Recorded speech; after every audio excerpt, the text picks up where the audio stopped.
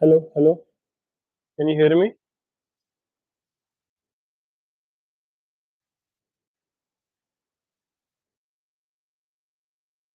Hello, hello.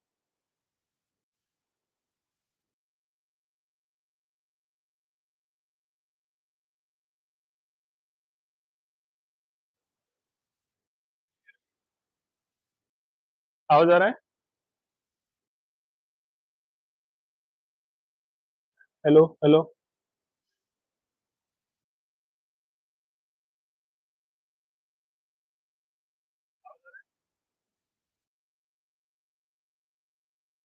Hello, hello, hello,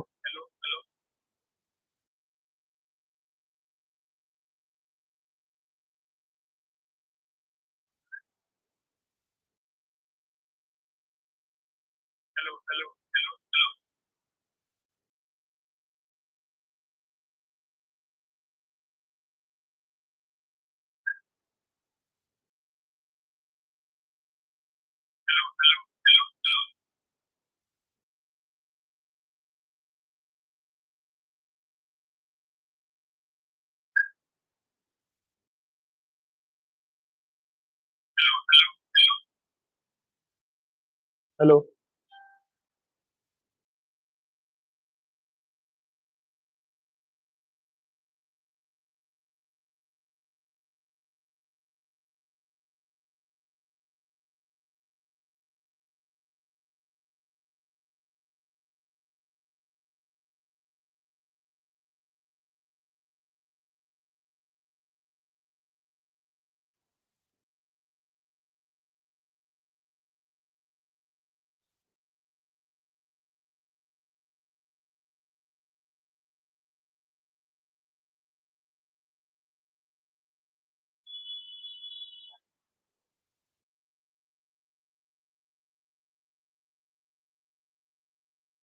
hello, hello. Can you hear me?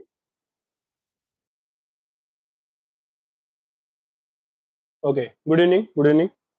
चलो, let's start. Just a minute.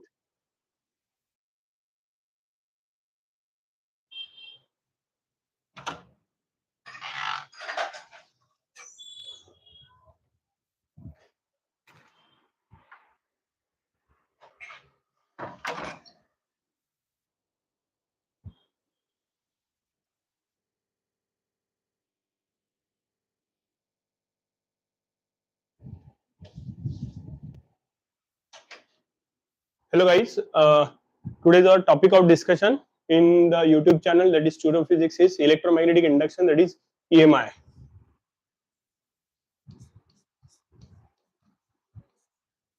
This is also important topic, right? Electromagnetic induction. Induction का मतलब क्या? Generation, production, right? Electromagnetic मतलब electric current के flow होने की वजह से मैग्नेटिक फील्ड अगर जनरेट हो रही है या ईएमएफ अगर जनरेट हो रहा है तो उस कंडीशन को हम इलेक्ट्रोमैग्नेटिक इंडक्शन कहते हैं, right? Due to the flow of electric current, मतलब ही इलेक्ट्रिक फ्लक्स के फ्लो होने की वजह से if there is an induction of और if there is a production of induced EMF और induced magnetic field, such condition is nothing but the electromagnetic induction. ठीक है, चलो let's start with the very first topic of discussion, that is nothing but the Faraday's laws of electromagnetic induction. क्या कहता है Faraday's laws of electromagnetic induction? दो laws है ना, एक क्वालिटेटिव लॉ, एक क्वांटिटेटिव लॉ. क्वालिटेटिव लॉ ये बताएगा कि क्या एग्जैक्टली होगा, और क्वांटिटेटिव लॉ जो होगा वो कितना होगा इसके बारे में बताता है. तो सबसे पहले क्वालिटेटिव लॉ देखते हैं. क्या कहता है क्वालिटेटिव लॉ? कि whenever there is a change in magnetic flux, sorry, whenever there is a change in magnetic flux in the closed loop, the EMF is induced or the induced EMF is produced, है ना. EMF that is electromagnetic force और electromotive force भी हम जिसको कहते हैं वो वहां पे प्रोड्यूस होता है. तो ये कहता है फैराडेज फर्स्ट लॉ, जिसको हम क्वालिटेटिव लॉ कहते हैं, that whenever there is a change in a magnetic flux, that in the closed loop the EMF is generated or induced EMF is produced in that case. मतलब EMF produce होता है, ये है यहाँ पे qualitative law, मतलब first law बताता है. और दूसरा लॉ ये बताता है कि वो कितना प्रोड्यूस होगा. the magnitude of EMF induced in the coil or induced in the closed loop, closed circuit is directly proportional to the rate of change of magnetic flux. Right, rate of change of magnetic flux के ऊपर depend करता है EMF कितना produce होगा, right. इन दोनों loss को combine करते हैं अलोंग विथ, अच्छा एक और पॉइंट यहाँ पे ध्यान में रखना कि इसके नेक्स्ट है लेंजेस लॉ, जो कि इस इंड्यूस्ड करंट की मतलब सेकेंडरी साइड में जो मैग्नेटिक फील्ड प्रोड्यूस होती है या ईएमएफ इंड्यूस होता है, और ईएमएफ इंड्यूस जो होगा उसके वजह से इंड्यूस्ड करंट रहेगा, तो इस इंड्यूस करंट की डायरेक्शन रिप्रेजेंट करता है, और वो डायरेक्शन क्या रहती है, is exactly opposite to that of the supply voltage. मतलब इंड्यूस्ड ईएमएफ की direction is opposite to that of the induced sorry supply voltage, मतलब ही इंड्यूस्ड करंट की direction is opposite to that of the applied current. Supply voltage की वजह से जो current flow हो रहा है इनपुट साइड में, इनपुट करंट के अपोजिट डायरेक्शन में इंड्यूस करंट की डायरेक्शन रहती है, फिर इसलिए अब ये डायरेक्शन अपोजिट है, इसलिए हम इक्वेशन लिखेंगे इंड्यूस्ड ईएमएफ का, right, is with respect to the input magnetic flux. तो इनपुट मैग्नेटिक फ्लक्स और इंड्यूस ईएमएफ इन दोनों की डायरेक्शन कैसी रहेगी, अपोजिट, इसलिए वहां पे according to the Lenz's law there is a negative sign, ठीक है। तो यहाँ पे Faraday's laws of electromagnetic induction दो है, qualitative law, quantitative law. Qualitative law कहता है कि whenever there is a change in magnetic flux in a closed loop the EMF is induced, right. और सेकंड लॉ कहता है कि the magnitude of EMF induced is directly proportional to the rate of change of magnetic flux, that is d phi by dt। और Lenz's law के साथ अगर इसको equate करते हैं तो लेंजेस लॉ ये इंड्यूस्ड ईएमएफ की डायरेक्शन, इंड्यूस्ड करंट की डायरेक्शन रिप्रेजेंट करता है, जो कि अपोजिट रहती है इनपुट मैग्नेटिक फ्लक्स के कंपैरिजन के डायरेक्शन के, राइट। तो यहाँ पे फैराडेज लॉज ऑफ इलेक्ट्रोमैग्नेटिक दोनों बाय कंबाइनिंग, ये स्टेटमेंट अच्छे से ध्यान में रखना, ठीक है। पूछ सकते हैं सेक्शन ए में क्वेश्चन नंबर 2 में, by combining first law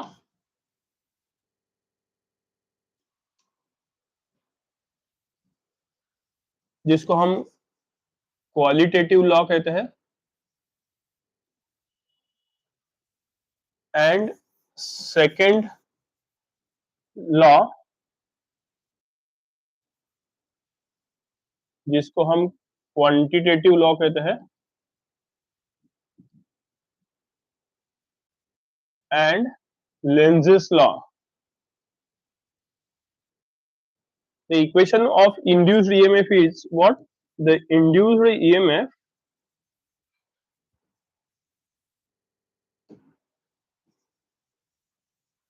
is E is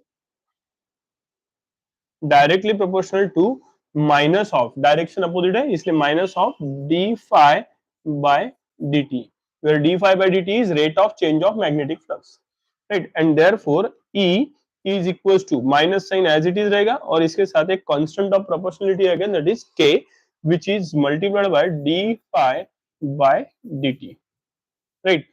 For SI system the value of this k is equal to 1,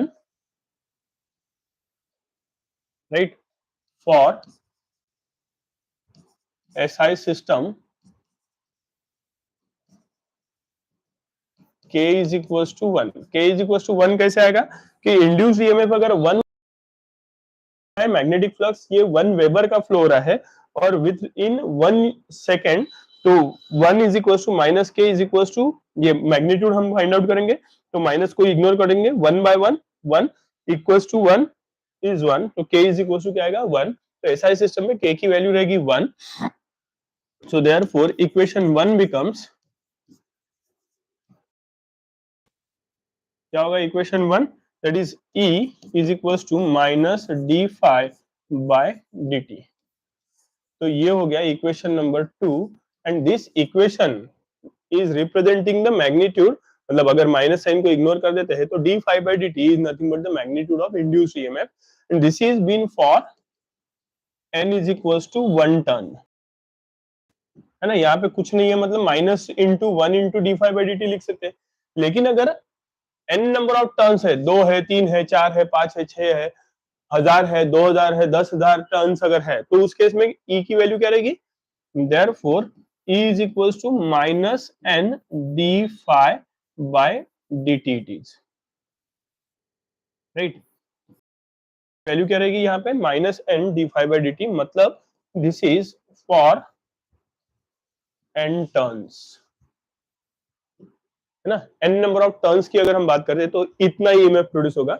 2 है तो -2 into D five by D T, 100 है तो -100 into D five by D T, 1000 है तो -100,000 into D five by D T. इस तरीके से उतना ईएमएफ इंड्यूस हो जाएगा, ठीक है। ये negative sign is representing the direction of induced EMF and the direction of magnetic flux. Input side का ये कैसे रहेंगे, अपोजिट रहेंगे, ठीक है। चलो आगे बढ़ते हैं। द नेक्स्ट इज कुछ एक दो बीच में थ्योरेटिकल कांसेप्ट्स है, तो I expect that you should go through it. It directly we move to the motional electromotive force, है ना। मोशनल फोर्स की तरफ देखते हैं। तो ये क्वेश्चन जो है ये 2 मार्क के लिए वगैरह आएगा।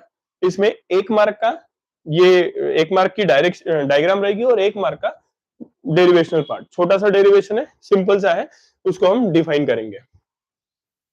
क्या दिखाई दे रहा है यहाँ पे, एक यूनिफॉर्म मैग्नेटिक फील्ड है, दैट इज बी बार।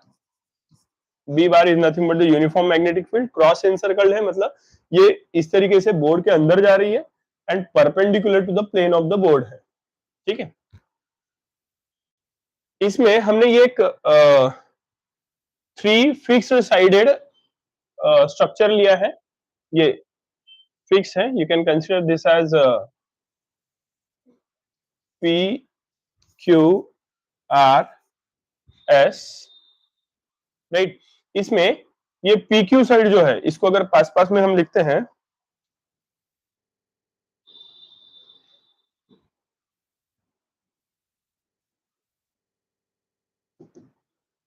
ये P और ये Q, तो PQRS के वजह से ये मूवेबल आर्म है।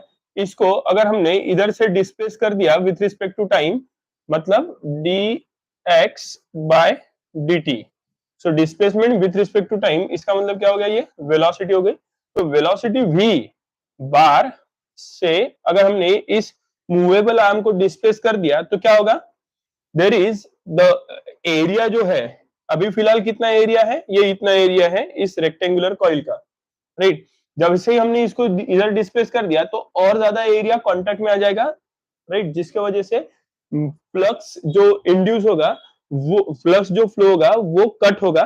There is a change in the flux with respect to time, and if there is a change in the flux with respect to time, then definitely there will be induction of EMF.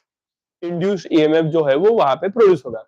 तो वो कितना होगा, so if you observe that the dimension, मतलब ये जो movable arm है PQ बोलो या QR, इसकी लेंथ है L, और ये अगर डिस्प्लेस होता है तो there will be a displacement, मतलब ये इतना रेड कलर की लाइन आपको दिखाई दे रही होंगी जिसको x से डिनोट किया है मैंने। तो ये x जो है ये है डिस्प्लेसमेंट।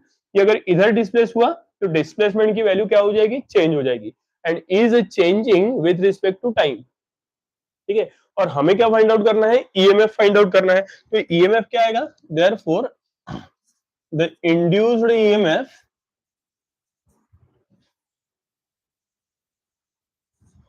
इन द कॉइल और rectangular structure is equals to, basic सा फॉर्मूला यूज करने का मैग्नीट्यूड फाइंड आउट करने के लिए, ठीक है। तो मैग्नीट्यूड ऑफ ये according to the Faraday's laws of electromagnetic induction, ये माइनस को इग्नोर कर दो, d five by D t apply कर दो, ठीक है, by Faraday's laws of electromagnetic induction EMI is equal to क्या होता है, मैग्नीट्यूड अगर लेते हैं तो d phi by D t. Therefore E is equal to phi, magnetic flux क्या रहता है, it is product of magnetic field multiplied by area B into A, है ना। ये फॉर्मूला ध्यान में रखना। तो फाई की जगह पे बी ए रख देते तो D by D T of B into A. अब मैग्नेटिक फील्ड कैसी है, कांस्टेंट है, मतलब at every position in the magnetic field the magnitude of magnetic field will remain same, है ना। अगर कहीं पे भी हम वैल्यू फाइंड आउट करते हैं मैग्नेटिक फील्ड में, मैग्नेटिक फील्ड की, तो it will come out to be equal to constant. तो ये बी कांस्टेंट है, E is equal to d by D T of B into area क्या है इस रेक्टेंगुलर कॉइल का, साइड 1 इंटू साइड 2, साइड 1 है L, साइड 2 ले लेते हैं X, तो L इंटू एक्स हो जाएगा। अब ये मूविंग आर्म की लेंथ सेम है, कांस्टेंट है, ये एल ही रहेगा, लेकिन ये वेलोसिटी v इतने वेलोसिटी से अगर डिस्प्लेस हो रहा है तो obviously displacement is changing with respect to time, तो ये x is variable with respect to time, तो e की वैल्यू क्या हो जाएगी, b इंटू एल कॉन्स्टेंट है, बाहर कर दिया इसको, into d x by D t, और dx बाय dt क्या होता है, वेलोसिटी। तो सिंस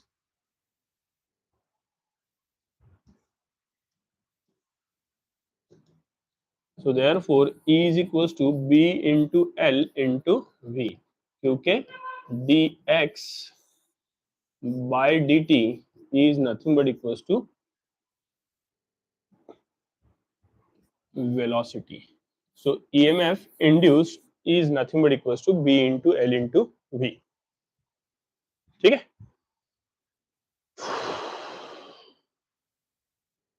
नेक्स्ट, अब ये जो था this is nothing but translational motion, है ना, यहाँ पे क्या हो रही थी, लीनियर मोशन रॉड परफॉर्म कर रहा था, राइट, इसलिए इसको translation motion of a conductor कहा था। The next is nothing but what, is nothing but motional EMF in a rotating bar. अब मोशनल ईएमएफ कैसे फाइंड आउट करेंगे, ध्यान देंगे। अभी जो हमने फाइंड आउट किया था उसी का यूज करेंगे, ठीक है। यहाँ पे क्या किया है, एक रॉड लिया है, स्क्वायर रेक्टेंगुलर रॉड, इसको फिक्स किया है इस जगह पे, इसको हम कहते हैं pivot point.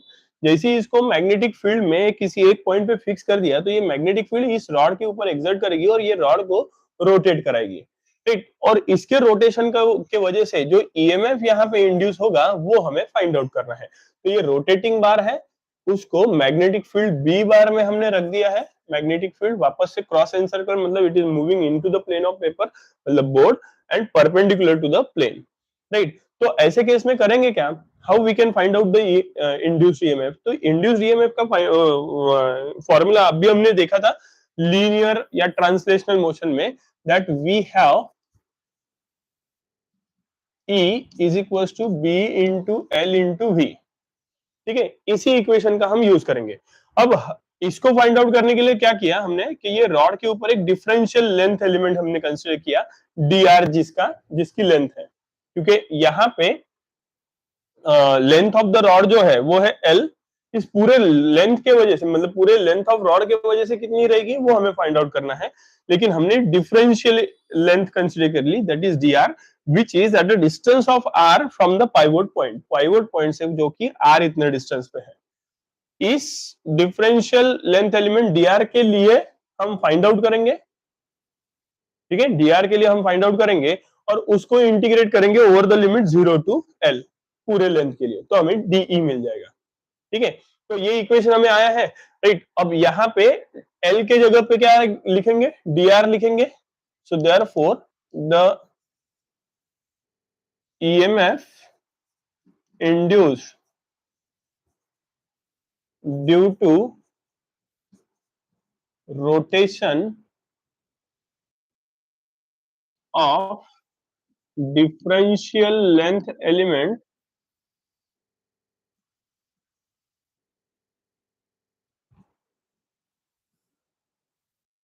dr is, equation वही लिखेंगे, E मैग्नेटिक फील्ड वही है, B वेलोसिटी वही है, V। अब ये वेलोसिटी क्या आएगी इसकी, मान के चलते ही अगर एंटी क्लॉकवाइज डायरेक्शन में रोटेट हो रहा है तो एंटी क्लॉकवाइज डायरेक्शन में इसकी इस dr की वेलोसिटी कैसी रहेगी, टेंजेंशियल रहेगी, and will go in this way. So this is velocity V, right, V बार। ये रोटेशनल मोशन में ये टेंजेंशियल वेलोसिटी रहेगी किसी एक पोजीशन पे, तो ये bv एज इट इज रहेगी, multiplied by velocity, sorry length. अब ये लेंथ क्या रहेगी, लेंथ की जगह पे क्या आएगा, differential length element, that is dr। So dr, अब dr के वजह से, पूरे लेंथ के वजह से E प्रोड्यूस होता है, तो dr के वजह से de इतना ईएमएफ इंड्यूस होगा, है ना, डिफरेंशियल लेंथ एलिमेंट की वजह से जो ईएमएफ जनरेट होगा वो डिफरेंशियल रहेगा, इसलिए de हो जाएगा ये, राइट।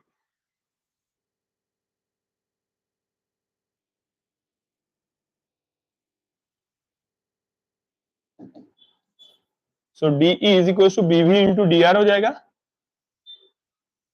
राइट। अब डी नहीं चाहिए हमें, डी ई चाहिए टोटल ईएमएफ। तो क्या करेंगे, इंटीग्रेट कर देते हैं, integrating above equation over the limit of length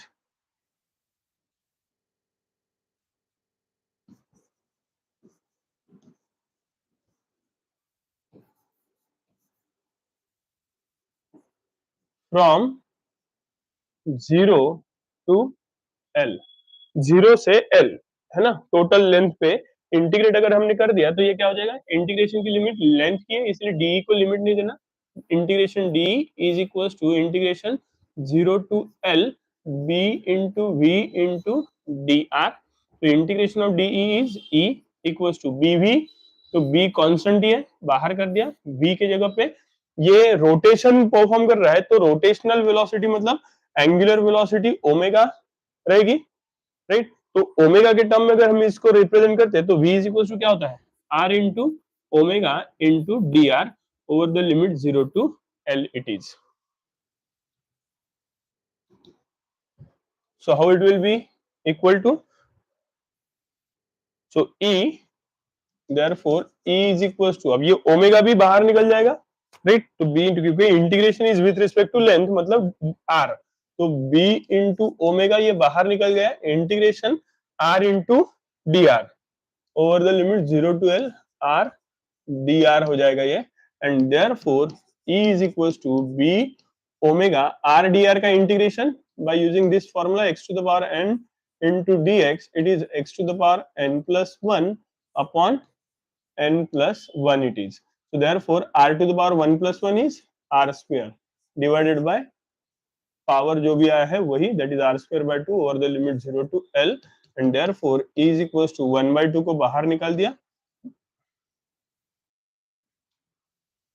so 1 by 2 b omega as it is, और r के जगह पे L रख देंगे तो L square minus lower limit that is 0 square, तो L square minus 0 square is L square. So EMF that is rotational EMF due to rotating bar or EMF induced due to rotating bar is E is equals to 1 by 2 b omega L square, where b is magnetic field, omega is angular velocity and L is nothing but the length of the rod. So it is half b omega L square. ठीक है, चलो बढ़ते हैं आगे।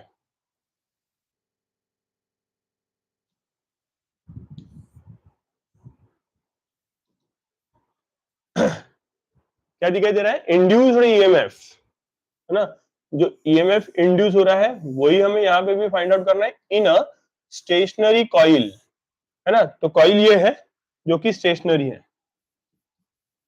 Stationery coil, right, in a changing magnetic field, है ना। Changing magnetic field मतलब magnetic field जो है ये वेरी हो रही होगी, राइट, इसलिए चेंजिंग मैग्नेटिक फील्ड बोला है। क्या दिखाई दे रहा है, यहाँ पे एक सेमी सर्कुलर आर्क लिया है जिसकी रेडियस है 50 सेंटीमीटर, राइट, इसको भी किसी एक जगह पे फिक्स कर दिया है ना, this is nothing but the pivot point. तो यहाँ पे अगर है तो ये इस तरीके से पेंडुलम के समान ऑसिलेट होती जाएगी, इसके बराबर बीचों बीच सेंटर में एक बार मैग्नेट या मैग्नेटर रखा गया है, राइट, ओरिएंटेशन, और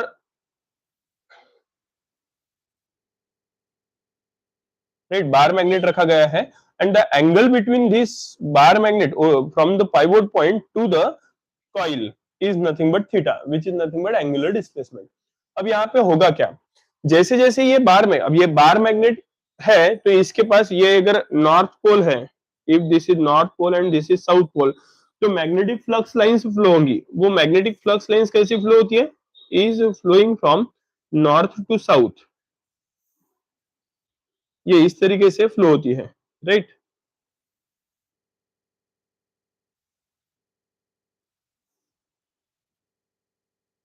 नॉर्थ से साउथ की तरफ ये फ्लो होती है।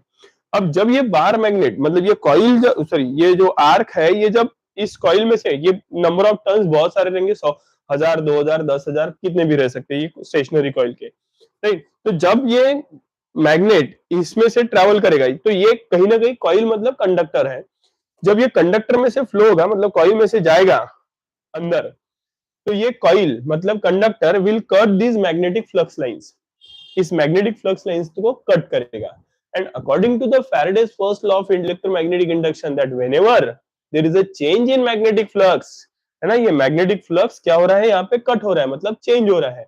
Whenever there is a change in magnetic flux, the EMF is induced. है ना, EMF इंड्यूस हो जाएगा. तो ये जैसे जैसे जितने देर तक के यहाँ पे ये मैग्नेट इस कॉइल में से कॉइल में रहेगा, उतने समय के लिए EMF जो इंड्यूस होगा वो कैसा रहेगा, it will remain constant. Before entering the induced EMF is minimum. After entering, जब वो बाहर से अंदर जाएगा, उस समय में suddenly there is a change in the EMF, that is magnetic flux, मतलब ही मैग्नेटिक फील्ड. और वो मैग्नेटिक फील्ड के चेंज आने की वजह से EMF में चेंज आएगा. राइट, तो एक पीक वैल्यू हमें यहाँ पे मिलते जाती है, बाकी जगह पे वो EMF जो है वो जीरो रहेगा कांस्टेंट होने की वजह से. ठीक है, देखते हैं. तो जैसे ही ये मैग्नेट अंदर जाएगा, EMF इंड्यूस होगा, बाहर निकलेगा, EMF इज जीरो. जैसे ही वो वापस एंटर करेगा, मतलब the point where it will enter, EMF induce constant zero. Constant मतलब वहां पे जितने समय के लिए फ्लक्स कांस्टेंट रहेगा, उतने समय के लिए वो जीरो हो जाएगा. ठीक है, वापस से ये इधर गया, इधर से वापस आएगा, वापस से EMF इंडक्शन, इधर जाएगा, बाहर निकलेगा, फिर ये चलते रहेगा, है ना. This oscillation will generate the EMF.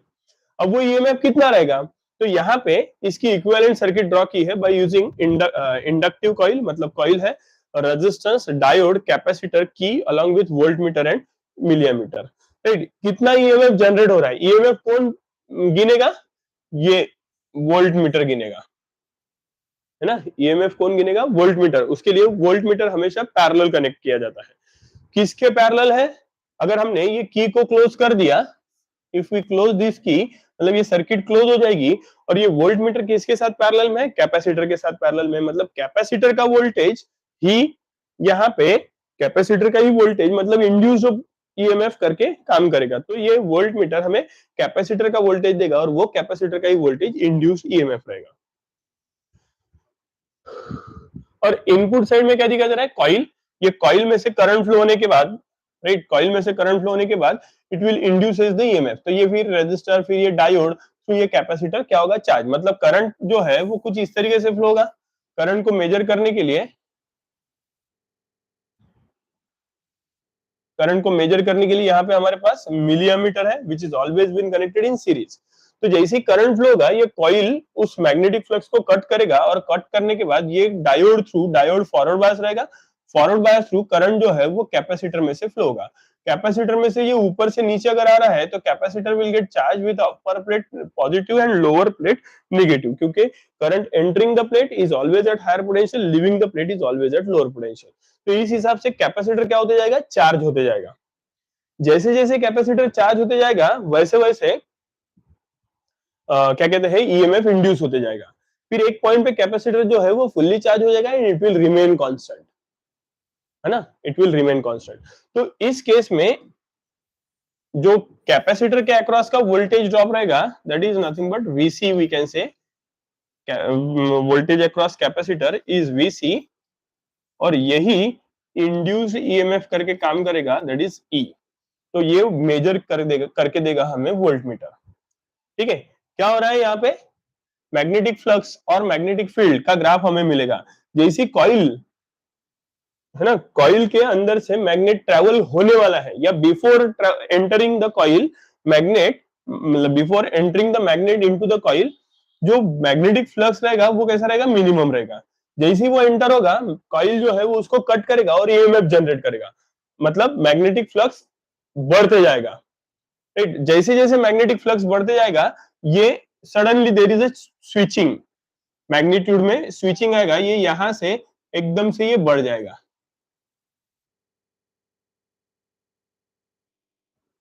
यहां तक के. फिर ये क्या दिखाई दे रहा है, हमें कांस्टेंट दिखाई दे रहा है. कांस्टेंट है, इसका मतलब क्या है कि जितने पोर्शन, जितनी कॉइल का पोर्शन है, उतने समय के लिए वो मैग्नेटिक फ्लक्स या मैग्नेटिक फील्ड जो है वो कांस्टेंट रहेगी. राइट, इसलिए यहाँ पे हमें कांस्टेंट ग्राफ मिल रहा है. और फिर जैसे ही वो बाहर निकलेगा, वापस से फ्लक्स जो है वो डिक्रीज हो जाएगा, मतलब ये यहाँ पे इंक्रीज हुआ, यहाँ पे कांस्टेंट रहा, यहाँ पे डिक्रीज हुआ, और फिर जैसे ही डिक्रीज हो जाएगा, वहां से आगे और कांस्टेंट रहेगा. फिर वापस एंटर करेगा, उस समय में वापस बढ़ेगा, कांस्टेंट रहेगा, ये वेवफॉर्म जो है वो रिपीट हो जाएगी।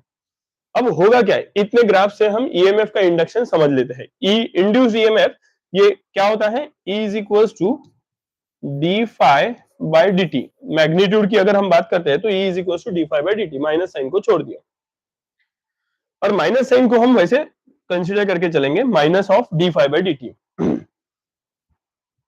अब जैसे ही यहाँ पे फ्लक्स में वेरिएशन कहां पे आ रहा है उतना ध्यान में रखना।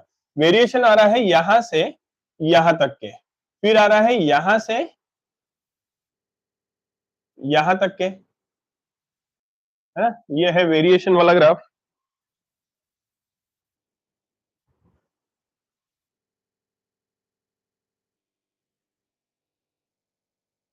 You can consider this point as P, Q, R and S. तो पी टू क्यू फ्लक्स बढ़ रहा है, मैग्नेटिक फील्ड बढ़ रही है, और आर टू एस कम हो रही है। और क्यू टू आर कैसे दिखाई दे रहा है, Q to R it will be remaining constant, है ना। क्यू टू आर जो है ये कैसे दिखाई दे रहा है, कांस्टेंट दिखाई दे रहा है। और फिर इधर से और वो कांस्टेंट दिखाई दे रहा है, लाइक दिस। ठीक है, तो होगा क्या, अब हमें पता है कि फाई अगर कांस्टेंट है तो according to the formula of electromagnetic induction, Faraday's laws of electromagnetic induction, that is phi is equals to D phi by D t.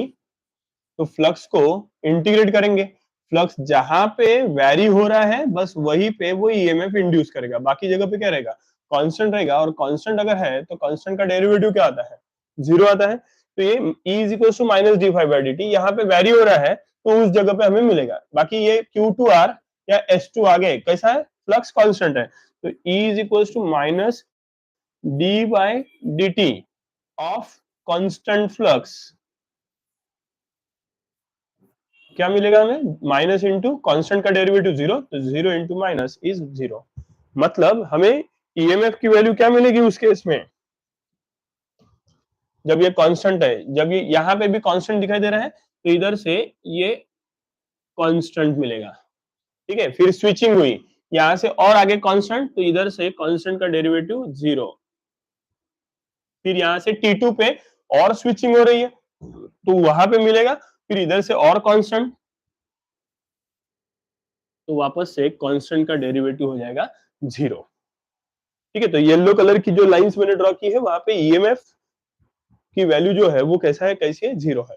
अब यहाँ पे देखते हैं ये कैसे हो रहा है, फ्लक्स इंक्रीज हो रहा है, इंक्रीज चेंज हो रहा है, चेंज हो रहा है मतलब इंक्रीज हो रहा है। राइट, इंक्रीज अगर हो रहा है तो D five by D t कैसा रहेगा, पॉजिटिव, है ना, d five by D t will be positive. लेकिन ई की वैल्यू कैसी है, minus d five by D t है, तो ये निगेटिव इंटू पॉजिटिव कैसा रहेगा, this will be E is equal to minus d five by D t at कहां से कहां, Q2R, राइट, Q2R है ये, एंड S2 फर्दर, जब तक कि वो स्विचिंग नहीं होता तब तक के। बाकी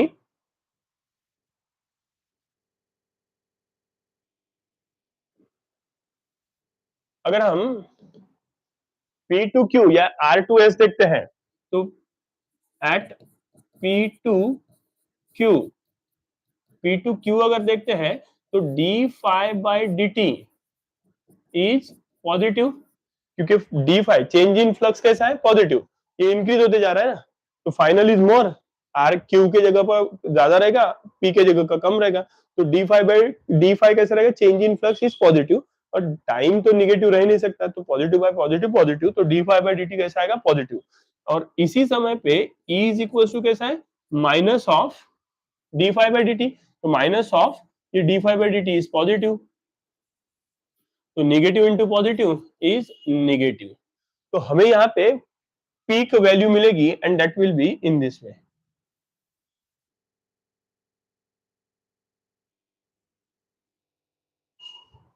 कुछ इस तरीके से, है ना, this will appear across the capacitor C, right. और फिर वापस से Q2R कांस्टेंट है, और फिर R2S क्या हो रहा है, and at R2S d phi by D t कैसा आएगा, d phi by D T is negative. क्यों निगेटिव? क्योंकि आर से एस की तरफ फ्लक्स की वैल्यू क्या हो रही है, डिक्रीज हो रही है, मतलब फाइनल कम है, इनिशियल ज्यादा है, फाइनल माइनस इनिशियल करेंगे तो निगेटिव आएगा, और निगेटिव अगर आ रहा है टाइम तो पॉजिटिव रहेगा, negative bye positive is negative, और ई की value is negative into negative, मतलब क्या हो जाएगी ये, पॉजिटिव। तो यहाँ पे T2 पे हमें जो फ्लक्स सॉरी ईएमएफ की का इक्वेशन में सॉरी ग्राफ मिलेगा is like this. So this is plus E0 and this is minus E0, और इसी E0 की वैल्यू हम यहाँ पे फाइंड आउट कर सकते हैं। ठीक है, this is what generation induction of EMF, right. तो क्या रहेगी, हमें क्या फाइंड आउट करना है, ई। तो ई का मैग्नीट्यूड क्या होता है, E is equals to minus D phi by D T होता है। तो mod of E, magnitude of E is nothing but equals to magnitude of D phi by D T. तो it is equals to D phi by D T, right. जैसे जैसे time बीतते जाएगा वैसे वैसे ये पोजीशन जो है, ये मैग्नेट की, ये आगे पीछे मतलब कॉइल से एंटर होके आगे निकलेगा फिर पीछे आएगा, उस समय में ये एंगल की वैल्यू जो है ये भी वेरी होते जाएगी। तो it is variable with respect to time, है ना। तो हम इस इक्वेशन को थोड़ा सा मॉडिफाई करते हुए लिखेंगे। तो I consider this as E is equal to D phi, mod वगैरह निकाल दिया मैंने, D phi by D T. इस D phi by D T को अगर मैंने इस तरीके से लिख दिया, that is therefore E is equal to D phi by D theta, angle के हिसाब से फ्लक्स की वैल्यू क्या होती जाएगी, वेरी होती जाएगी, इसलिए d phi by D theta multiplied by D theta by D t. Angular displacement with respect to time हो रहा है, बिल्कुल हो रहा है ना। तो मैंने सिर्फ डी थीटा से मल्टीप्लाई और डिवाइड कर दिया, तो D five by D theta into D theta by D t. अब ये थीटा क्या है, एंगुलर डिस्प्लेसमेंट है ना। तो ऑसिलेशन में हमने थीटा की वैल्यू मतलब एक्स की वैल्यू फाइंड आउट की थी, ए साइन ओमेगा टी, वैसे ही यहाँ पे थीटा की वैल्यू लिख सकते हैं, और ई मैक्सिमम कितना रहेगा, कहाँ पे रहेगा, वो हम फाइंड आउट करेंगे। So let me call this as equation number 1। So but theta is equal to क्या रहेगा, A sine X is equal to A sine omega T रहता था, तो यहाँ पे एक्स की जगह पे थीटा आ गया, और ए मतलब एम्पलीट्यूड रहता है, तो यहाँ पे amplitude is theta zero. Theta zero is nothing but the amplitude which is maximum displacement, right, multiplied by sinusoidal signal ही यहाँ पे प्रोड्यूस होगा। तो ये sinusoidal AC sorry AC peak क्या कहते हैं स्पाइक सिग्नल हमें मिल रहे हैं, राइट। तो sign omega T, omega into T, और ओमेगा मतलब क्या होता है, 2 पाई एफ, तो theta zero into sine of 2 pi F लिख सकते हैं, एन लिख सकते हैं, या फ्रीक्वेंसी को न्यू से भी डिनोट करते हैं। यहाँ पे आपने अपने रेफरेंस बुक में न्यू से डिनोट किया है, इसलिए न्यू से डिनोट किया। एफ ने से भी किया तो भी चलेगा, एन से भी किया तो भी चलेगा। तो ध्यान में रखना ये वी नहीं है, this is not v, it is nu. ठीक है, is like this is a symbol, v मतलब ये इस तरीके से हम लिखते हैं। ठीक है,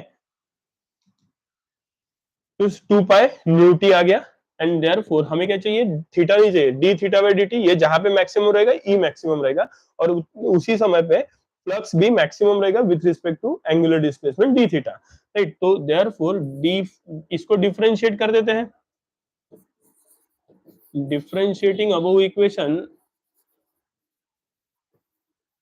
with respect to time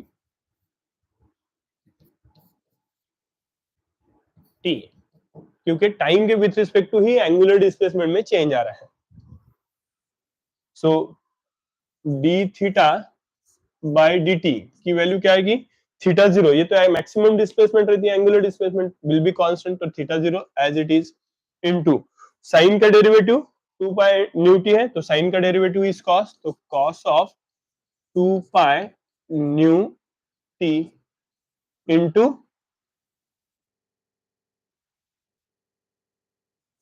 2 pi into derivative of this bracket, है ना।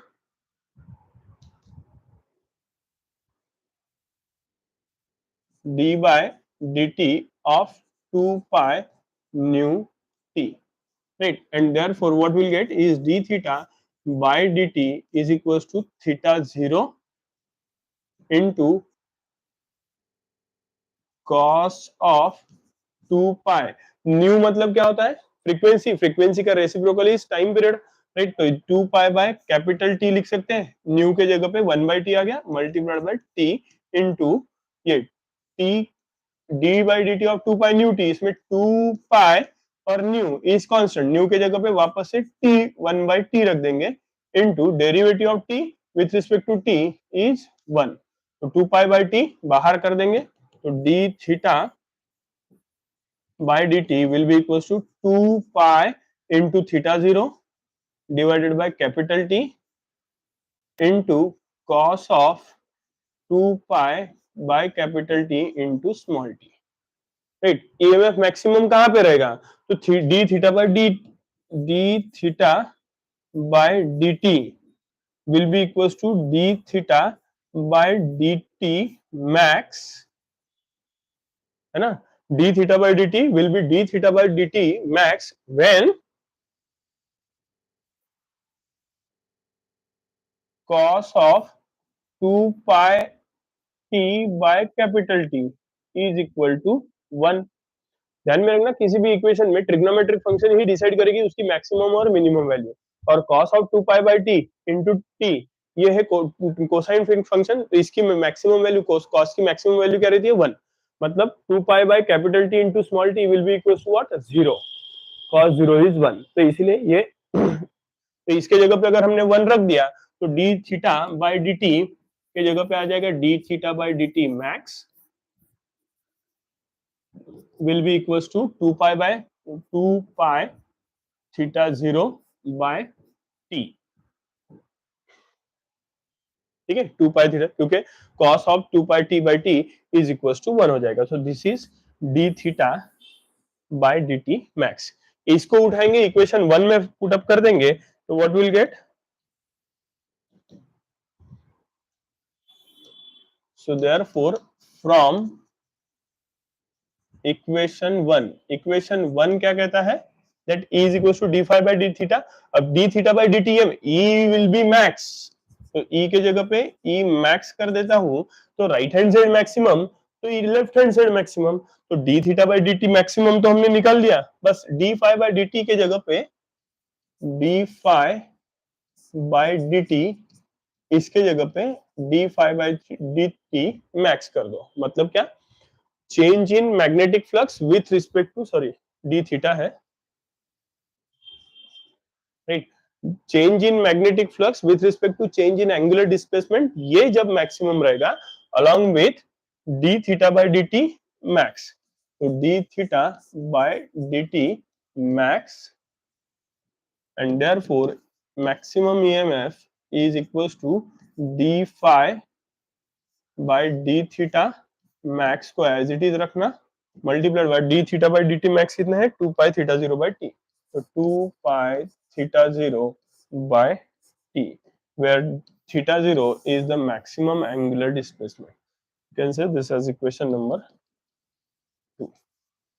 so this question can be asked you in section D for 4 marks, ठीक है? so this is what maximum EMF generated or induced in the coil, or you can say moving in a generated due to a bar magnet in a stationary coil, और bar magnet मतलब ये अंदर बाहर हो रहा है इस coil के, इसलिए वो चेंजिंग मैग्नेटिक फील्ड ही रहेगा, ठीक है? नेक्स्ट जनरेटर, ठीक है? अब जनरेटर क्या होता है? What is generator? जनरेटर नाम से ही समझ में आता है,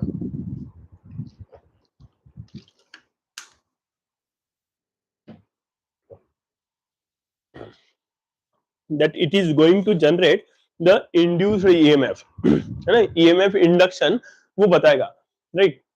तो कितना यहाँ पे जो इक्वेशन जनरेट हो रहा है वही इसके नेक्स्ट वाले चैप्टर में आज जो हम पढ़ने वाले हैं इसके बाद, राइट, उसमें यूज होने वाला है, बार बार यूज होने वाला है। तो जनरेटर मतलब क्या है कि ये कितना ईएमएफ जनरेट होगा वो बताने वाला है। तो ई फाइंड आउट करना है, तो बाय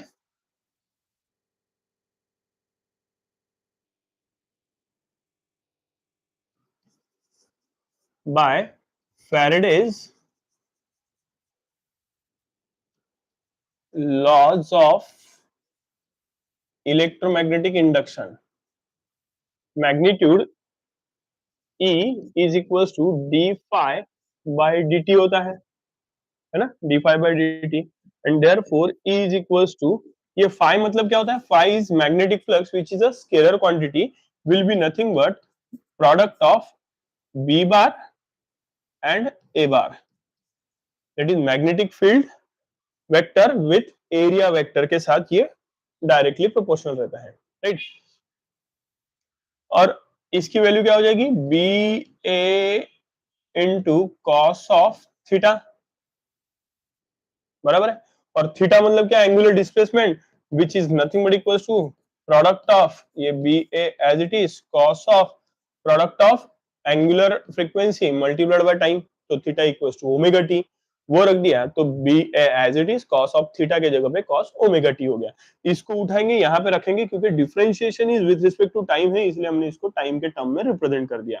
तो D by D T of phi, and phi is B A cos of omega t, therefore E, अब B और ये इन differentiation is with respect to t चल रहा है, तो cos का ही इंटीग्रेशन आएगा, डिफरेंशिएशन आएगा, बाकी BA इज कांस्टेंट बाहर कर दिया, and d bye dt of cos of omega t। यहाँ पे मैंने इसकी डायग्राम नहीं ड्रॉ की है, लेकिन आप लोग प्रैक्टिस कर लेना डायग्राम की, राइट। वहां पे आप लोगों को दिखाई देगा कि क्या कहते हैं, दो बार मैग्नेट्स, मतलब दो मैग्नेट्स है, उसके बीच में एक रेक्टेंगुलर कॉइल है, राइट। और उस कॉइल को इधर में क्या कहते हैं सप्लाई वोल्टेज दिया है, या सॉरी स्लिप रिंग्स के साथ उसको कनेक्ट किया है, राइट। और नीचे में एक बल्ब वगैरह कनेक्ट किया होगा, that is nothing but the load. तो जब मैग्नेटिक फील्ड, मैग्नेटिक फील्ड किसके बीच में रहेगी, दो मैग्नेट्स के बीच में नॉर्थ से साउथ फ्लो होगा। तो जब ये इस कॉइल को हम इनिशियल टॉर्क अप्लाई करेंगे, राइट, एक्सटर्नल टॉर्क, उसका यूज करके उसको घुमाएंगे, जैसे ये घूमेगी वो रेक्टेंगुलर कॉइल वो नॉर्थ से साउथ जाने वाली मैग्नेटिक फ्लक्स लाइंस को कट करेगा। मतलब according to Faraday's laws of electromagnetic induction there will be change in magnetic flux, और whenever there is a change in magnetic flux the EMF is induced, तो वहां पे EMF induce होगा, है ना। ये जनरेटर आप लोगों ने ऐसे ही टाइप का जनरेटर गाड़ियों में रहता है, फोर व्हीलर्स में, है ना, या फिर गन्ने का जूस पीने गए होंगे तो वहां पे उसके पास पोर्टेबल जनरेटर रहता है, तो that is the same case, ठीक है। तो यहाँ पे cos ओमेगा टी का भी हम डिफरेंशिएशन ले लेंगे, तो E is equal to B into A, cos का डेरिवेटिव इज माइनस साइन, है ना, तो minus of sine omega t into derivative of omega t, that is D by D T of omega t, ठीक है।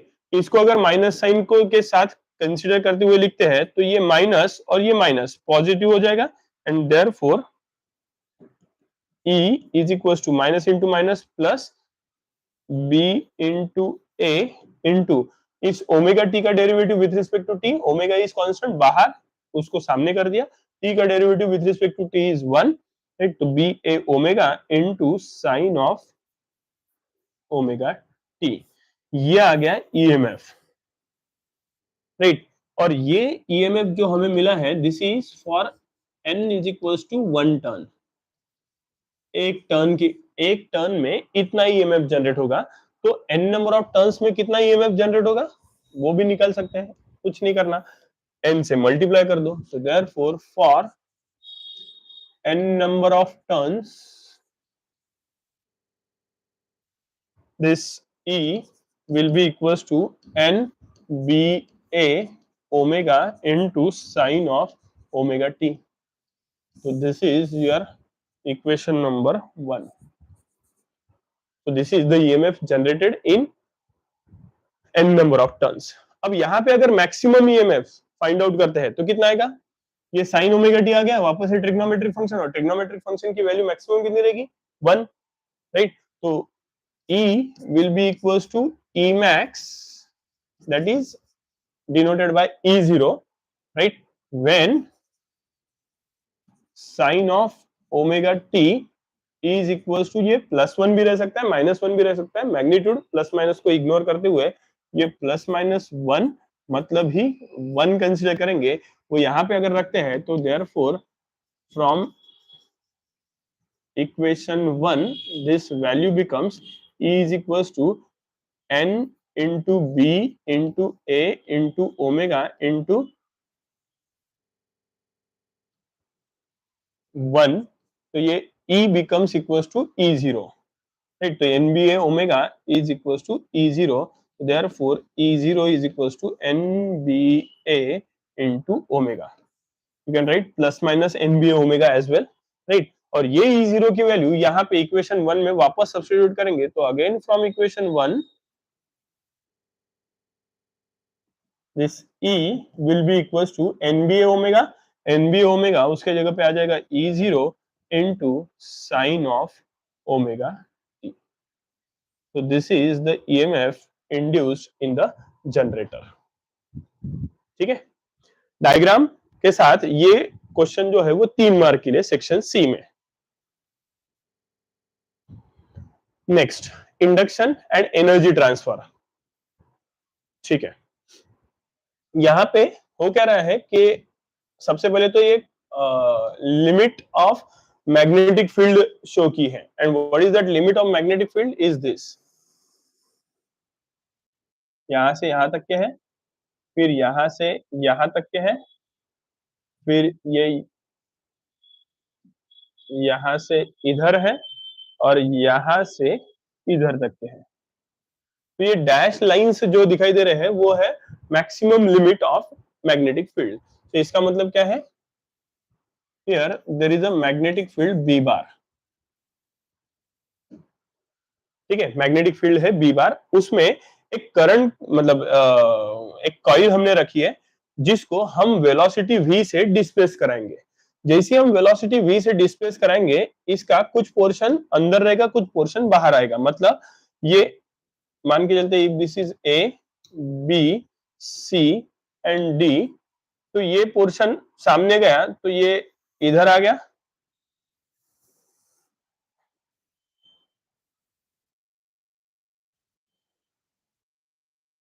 अब velocity transfer होगी, sorry energy transfer अगर हो रही है, इसका मतलब definitely it is a change in energy, right, और ये चेंज इन एनर्जी मतलब क्या, विथ रिस्पेक्ट टू टाइम रहेगी. तो change in energy with respect to time क्या होता है, पावर, एनर्जी बाय टाइम, है ना. तो ये वेलोसिटी से हम इसको डिस्प्लेस करा रहे हैं, v इतने वेलोसिटी से ये डिस्प्लेस हो रहा है. तो अब फाइनल ग्रीन कलर की डायग्राम अगर आप देखेंगे तो हमने इसको एक्सटर्नल फोर्स अप्लाई किया है से F, है ना. इस एक्सटर्नल फोर्स को बैलेंस कर, ये ओवरकम करके हमने इसको डिस्प्लेस किया है, क्योंकि इसके अपोजिट डायरेक्शन में इधर में एक फोर्स रहेगा, लेट अस से F, पर ये सिर्फ F न लेते हुए, मतलब इसका मैग्नीट्यूड इज ऑलमोस्ट इक्वल, बस हमने इसको मैग्नेटिक फील्ड के लिमिट से बाहर कर दिया है, तो हमने एक्सटर्नल फोर्स थोड़ा सा ज्यादा अप्लाई कर दिया, तो इसके वजह से ये हमने F को F1 से, सॉरी F1 को ओवरकम करते हुए इस कॉइल को बाहर किया, जिसके वजह से इस कॉइल में एक करंट फ्लो हुआ, that is I, which is flowing in clockwise direction in this way. ठीक है, साइमल्टेनियसली जितना पोर्शन ए बी साइड का मैग्नेटिक फील्ड में रहेगा, उतना ही पोर्शन सी डी साइड का भी रहेगा. तो यहाँ पे भी फोर्स जनरेट होगा, equal magnitude opposite direction, so F2 and this is F3. ठीक है, so this is what all about your diagram. अब यहाँ पे इसके मोशन के वजह से, मतलब जब ये कॉइल वेलोसिटी गेन करेगी, मतलब when there is a change in displacement with respect to time, it will gain certain velocity, और इस वेलोसिटी के कारण यहाँ पे एनर्जी का ट्रांसफर होगा, और ये energy with is transferring with respect to time. हमें अल्टीमेटली ईएमएफ ही फाइंड आउट करना है, वापस से हम ई की वैल्यू ही फाइंड आउट करेंगे और उसके साथ पावर हमें मिल जाएगा. So therefore energy transfer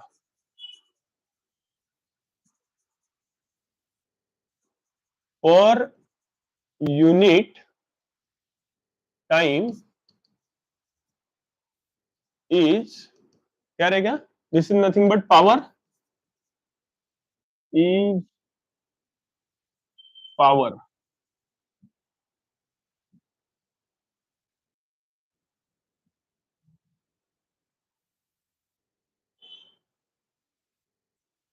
right, तो पावर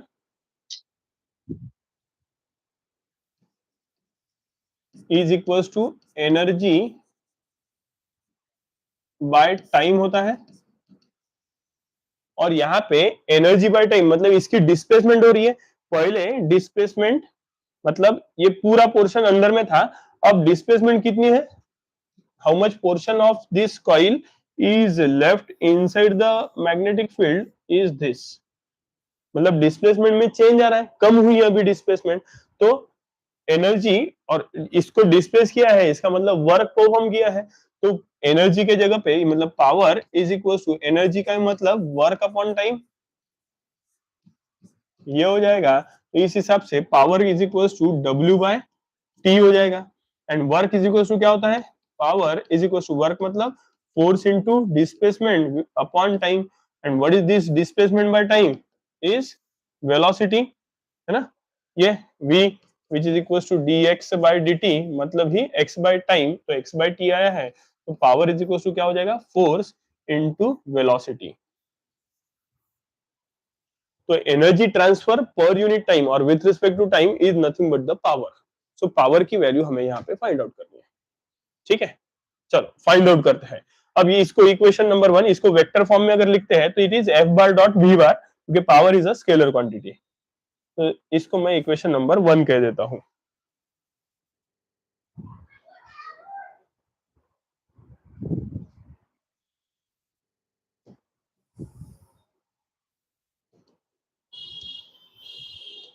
अब पावर फाइंड आउट करना है। पावर फाइंड आउट करने के लिए पहले फोर्स फाइंड आउट कर लेते हैं। राइट, क्या होता है force, but F is equal to, कल ही हमने डिस्कस किया था लास्ट चैप्टर के बाद, आई मीन 10th चैप्टर में magnetic field due to electric current में, that F is equal to I, हमने एक स्मॉल करंट आई से मतलब करंट को आई से डिनोट किया, स्मॉल आई से, I into L into magnetic field B, है ना। आई एल बी से, आई एल बी इतना रहता था। तो एफ इज इक्वल टू क्या हो गया, I into L into B, equation से 2।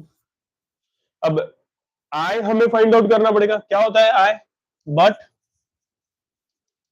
बाय ओम्स लॉ, क्या कहते हैं Ohm's law, that v is equals to I into R. तो I इज इक्वल्स टू क्या हो जाएगा, I is equals to, okay, v by R, v मतलब यहाँ पे E बाय आर, है ना। I अगर निकालते हैं तो it is v by R. तो I के जगह पे I, v मतलब अप्लाइड वोल्टेज, यहाँ पे वो है EMF divided by resistance R, circuit उस रेक्टेंगुलर कॉइल का रेजिस्टेंस रहेगा, है ना, इक्विवेलेंट डायग्राम दी है वहां पे। तो I is equal to E by R हो गया। राइट, तो अब ई मतलब आई को फाइंड आउट करने के लिए ई फाइंड आउट करना पड़ेगा। लेट अस से दिस एज इक्वेशन नंबर 3, है ना। जो जो फाइंड आउट करना है उसमें जो जो अननोन है उसको फाइंड आउट करते जाने का, अपने आप डेरिवेशन तैयार होता है। Power is equal to F हो गया, एफ के लिए हमें पावर के लिए एफ निकालना पड़ेगा, एफ हमने कल ही देखा, आई इंटू एल बी, इसके लिए आई निकालना पड़ रहा है, I is equal to Ohm's law के हिसाब से ई बाय आर। अब ई देख लेते हैं, but E is equal to क्या होता है, yes d phi by D t, और फाई मतलब d by D T of magnetic field में है कॉइल, और मल्टीप्लाइड बाय इसका एरिया। एरिया में चेंज आ रहा है, एरिया में भले ही चेंज आ रहा है लेकिन क्या लेंथ में चेंज आ रहा है क्या उसके, नहीं। ये लेंथ मतलब यहाँ पे क्या रहेगी, दिस इज लेंथ, है ना, ये है लेंथ एल और ये है डिस्प्लेसमेंट एक्स, है ना, ये है डिस्प्लेसमेंट एक्स। तो ये जब कॉइल हम बाहर निकालेंगे, रेक्टेंगुलर कॉइल को बाहर निकालेंगे, तब ये लेंथ तो चेंज नहीं हो रही है, लेकिन क्या चेंज हो रहा है, इसकी डिस्प्लेसमेंट एक्स मतलब ये वाली साइड में चेंज आ रहा है। राइट, और इसमें अगर चेंज आ रहा है तो definitely there will be velocity. Right, तो ये हमने वैसे फाइंड आउट किया है। तो A and this will be equals to d by D T of B into, area क्या हो जाएगा, length multiplied by this side that is x, so L into x. अब लेंथ कांस्टेंट है, B constant है, x vary हो रहा है with respect to time, तो E is equal to B into L into d x by D t हो जाएगा, and therefore E is equal to B into L into dvx by dt is velocity v। तो इतने ही velocity से हमने इसको बाहर निकाला था, v is equals to dx by dt, since v is equals to dx by dt। अब ये वाला इक्वेशन उठा के इक्वेशन 3 में रखेंगे E की, so therefore from equation 3 current की वैल्यू हमें मिलेगी I is equal to E by R है, तो E के जगह पे ये बी एल इंटू वी, ये एल, ठीक है, स्मॉल एल लिया है तो उधर हम चेंज कर देंगे, इधर कैपिटल एल के जगह पे स्मॉल एल कर देंगे।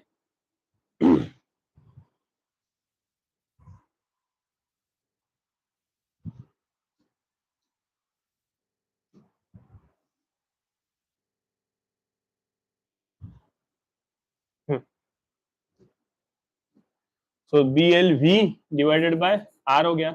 ये आई को उठाओ, यहां से इक्वेशन नंबर 2 में सब्स्टिट्यूट कर देंगे,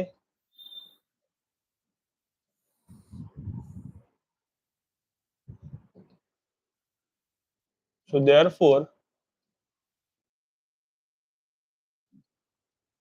फ्रॉम इक्वेशन 2 ये आई की वैल्यू उठाएंगे, इधर रख देंगे, तो F is equal to I L B, I मतलब B into L into V by R multiplied by L B, L into B, तो ये एफ की वैल्यू आ गई, F will be equal to B into B, B square, L into L, L square, V by R it is.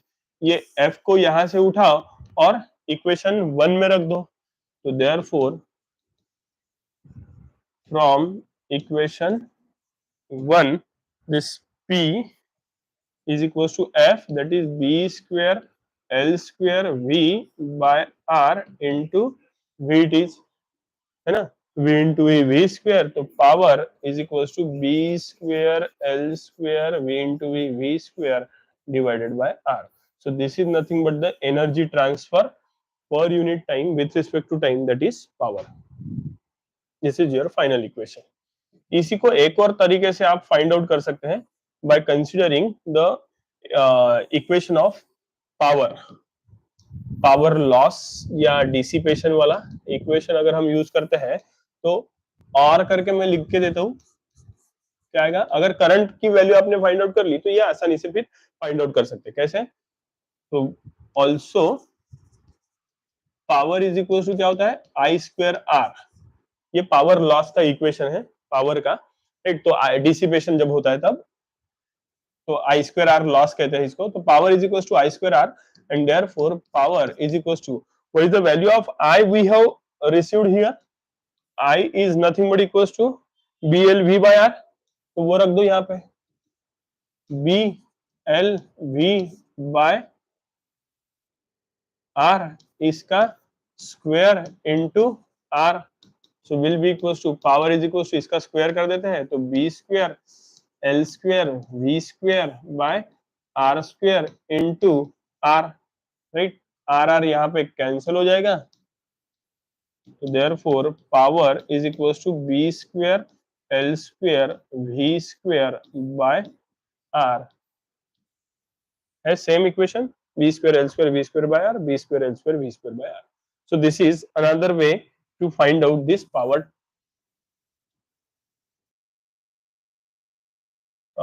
energy transfer, ठीक है।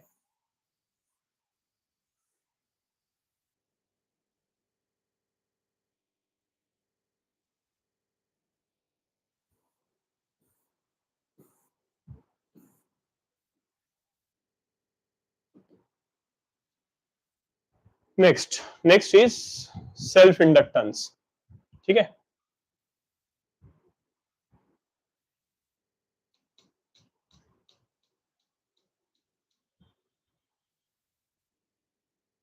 अब self inductance होता क्या है, क्या दिखाई दे रहा है, ये कोई एक सर्किट हमने कंसीडर की है जिसमें वेरिएबल रेजिस्टेंस मतलब रियोस्टेट है, बैटरी ऑफ वोल्टेज V, एक की कनेक्ट की है, राइट, और एक कॉइल कनेक्टेड है, राइट। कॉइल मतलब you can consider the inductor, right. जैसे ही हमने इस की को क्लोज कर दिया, क्या होगा, सर्किट क्लोज हो जाएगी, सर्किट क्लोज हो गई तो यहां से करंट फ्लो होना स्टार्ट होगा।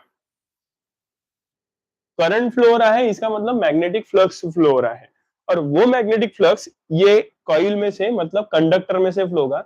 And according to Faraday's laws of electromagnetic induction, that whenever there is a change in magnetic flux with respect to time, the EMF is induced, है ना। तो मैग्नेटिक फ्लक्स में चेंज आते बराबर यहाँ पे क्या होगा, that there is a change in magnetic flux, मतलब देर इज एन इंडक्शन, मतलब यहाँ पे कुछ इस तरीके से you can show that magnetic flux lines या मैग्नेटिक फील्ड लाइंस, राइट। और here there will be an induction E, that is minus D phi by D t, EMF जो है वो यहाँ पे इंड्यूस हो जाएगा। अब अगर ईएमएफ इंड्यूस हो रहा है तो यहाँ पे रिलेशन कैसे आ रहा है, दैट देयरफॉर जो मैग्नेटिक फ्लक्स है phi, this phi is directly proportional to what, the current flowing through the circuit, and the current flowing through the circuit is nothing but I, मतलब जितना ज्यादा करंट फ्लो होगा उतना ही magnetic flux generate होगा, जितना magnetic flux ज्यादा रहेगा उतना ही ईएमएफ ज्यादा प्रोड्यूस होगा, ठीक है। तो ये phi is directly proportional to I हो जाएगा, तो फाई इज प्रोपोर्शनलिटी साइन निकलेगा, इक्वल टू आएगा, और इक्वल टू के साथ एक constant that is called as L. L stands for here, ये L स्टैंड्स फॉर क्या होगा, सेल्फ इंडक्टेंस, या it is also known as coefficient of self induction, जिसको हम इंडक्टर कहते हैं या इंडक्टेंस कहते हैं। So 5 will be equals to L into I हो गया। ये कितने टर्न के लिए, ये एक सिंगल टर्न के लिए हो गया, राइट। अगर n नंबर ऑफ टर्न्स के लिए अगर हमें फाइंड आउट करना है तो क्या होगा, राइट।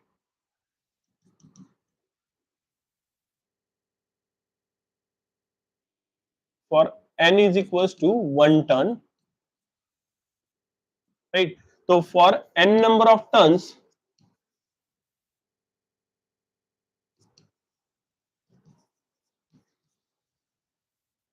ये फ्लक्स हो जाएगा n into five which is equals to L into I, right. और यहां से ठीक है, इधर से अगर मैं मैग्नेटिक से self induction, coefficient of self induction मतलब L की वैल्यू अगर निकालता हूं तो इट इज 5 बाय I हो जाएगा, और यहां से 5 अगर निकालते हैं, सॉरी L अगर निकालते हैं तो L इज इक्वल टू क्या आ जाएगा, n into 5 by I, this is self induction और coefficient of self inductance, right. तो एक डेफिनेशन हमें यहाँ पे मिल गई सेल्फ इंडक्टेंस की, that it is nothing but the ratio of magnetic flux per unit current, ठीक है। अब यहाँ पे फाई की वैल्यू हमारे पास आ गई, that is L into I. इसको अगर हमने Faraday law of electromagnetic induction के इक्वेशन में रख दिया तो therefore by Faraday's laws of electromagnetic induction EMI क्या होगा, E is equals to d minus of D phi by d होता है, तो E is equals to minus d by D T of phi की वैल्यू क्या है, Li, तो ये L इंटू आई रख दिया। L जो है ये कांस्टेंट ऑफ प्रोपोर्शनलिटी है, तो उसको बाहर कर देंगे इंटीग्रेशन डेरिवेटिव के, तो E will be equals to minus L into D I by D T, तो ये हो गया EMF का इक्वेशन। यहां से अगर हम L की वैल्यू फाइंड आउट करते हैं,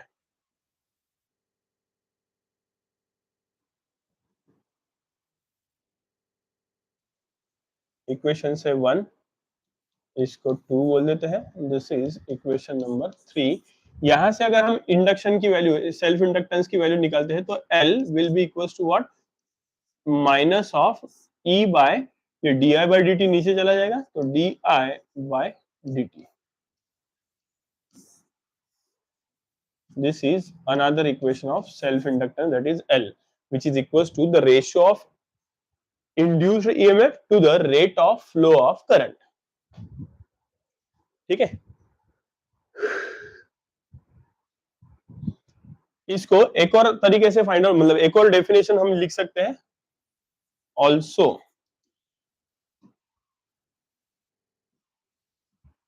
क्या आएगा यहाँ पे, मतलब क्या कहते हैं, ईएमएफ इंड्यूस हो रहा है मतलब वर्क परफॉर्म हो रहा है।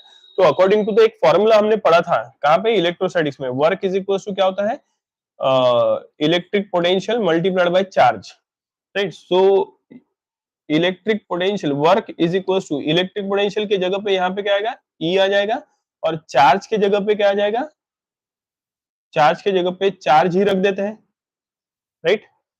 सो ई इंटू क्यू ये हो जाएगा, लेकिन क्यू के जगह पे अगर हमने इसको D Q for differential charge की वजह से वर्क डन अगर हम फाइंड आउट करते हैं तो ये क्या आ जाएगा, ई into d Q, right, multiplied by this is D, I mean this, ये डी क्यू के वजह से डी डब्ल्यू होगा, and this work is again, मतलब ये जो करंट फ्लो होगा या फिर ईएमएफ हमें यहाँ पे मिलेगा, तो ये कैसा रहेगा, अगेंस्ट परफॉर्म कर रहे हैं वर्क, इसलिए d W will be equal to minus of E into d q. अब ई की वैल्यू यहां से उठा के रख दो, क्या ये है ई की value, D W will be equal to minus of E, E की वैल्यू क्या है, minus of L into D I by D T, right. और चार्ज मतलब क्या होता है, since current is equal to charge by time, तो charge is equal to क्या हो जाएगा, करंट इंटू टाइम। तो dq के जगह पे हम करंट इंटू टाइम dt रख सकते हैं, है ना। तो देयरफॉर यहाँ पे सिंप्लीफिकेशन होगा, and that simplification is what, ये नेगेटिव नेगेटिव कैंसिल हो जाएगा और ये dt भी कैंसिल हो जाएगा। तो dw की वैल्यू हमें मिलेगी, it is l into I into D I. ये आई कैपिटल कर देते हैं,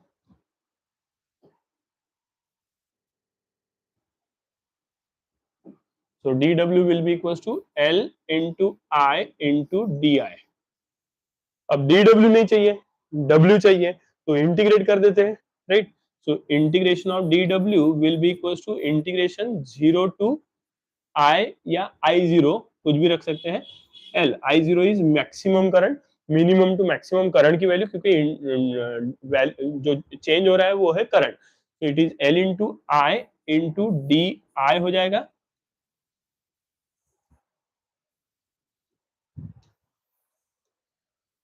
So therefore, integration of dw is w will be equals to l is constant of proportionality, बाहर आ गया, I di का इंटीग्रेशन वापस से क्या आएगा, I square by 2 over the limit from 0 to I0, and therefore w is equals to 1 by 2 l into I के जगह पे अपर लिमिट रखेंगे तो I0 स्क्वायर आ जाएगा, और लोअर लिमिट रखेंगे तो I0 square minus 0 square is I0 square. तो work done is equal to half L into I0 square, ये मिल गया। अगर मान के चलते हैं for SI system,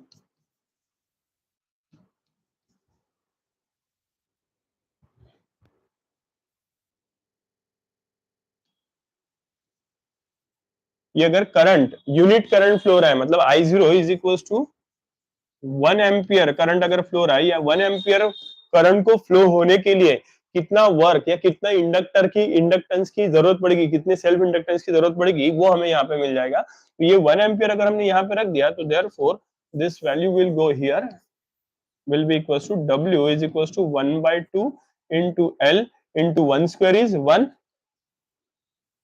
so therefore w is equals to 1 by 2 times l। What does it mean, यहाँ से L अगर फाइंड आउट करते हैं तो इट इज 2 टाइम्स W मिलेगा।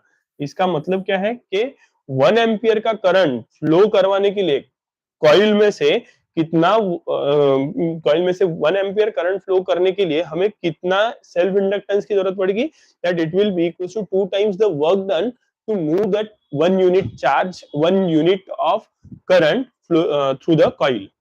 एक एम्पियर का करंट फ्लो करने के लिए जितना वर्क लगेगा, दैट कितना सेल्फ इंडक्टेंस की वैल्यू लगेगी, वो is equals to 2 times the work required to move the 1 unit or 1 ampere current through the coil. तो inductor is equal to 2 time inductance, self inductance की वैल्यू हमें मिलेगी 2 times the work done. ठीक है. So this is another definition for the self inductance. ठीक है. Okay. Inductance of solenoid देखते हैं. अब इंडक्टेंस ऑफ सोलेनॉइड मतलब हमें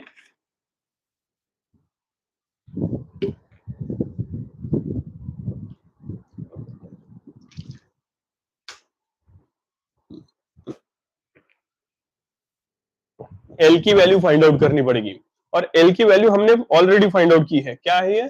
L is equal to 5 into N, N into 5 by current आई.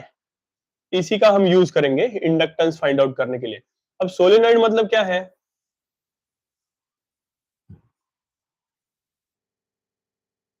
ये होता है सोलेनॉइड. लेट अस से इसमें से जो करंट फ्लो हो रहा है वो है आई. राइट. ये आई अगर करंट फ्लो हो रहा है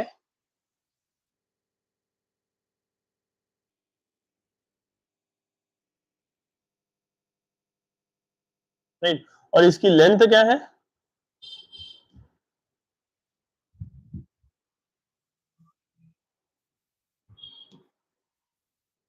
लेंथ इज एल. राइट. तो therefore the inductance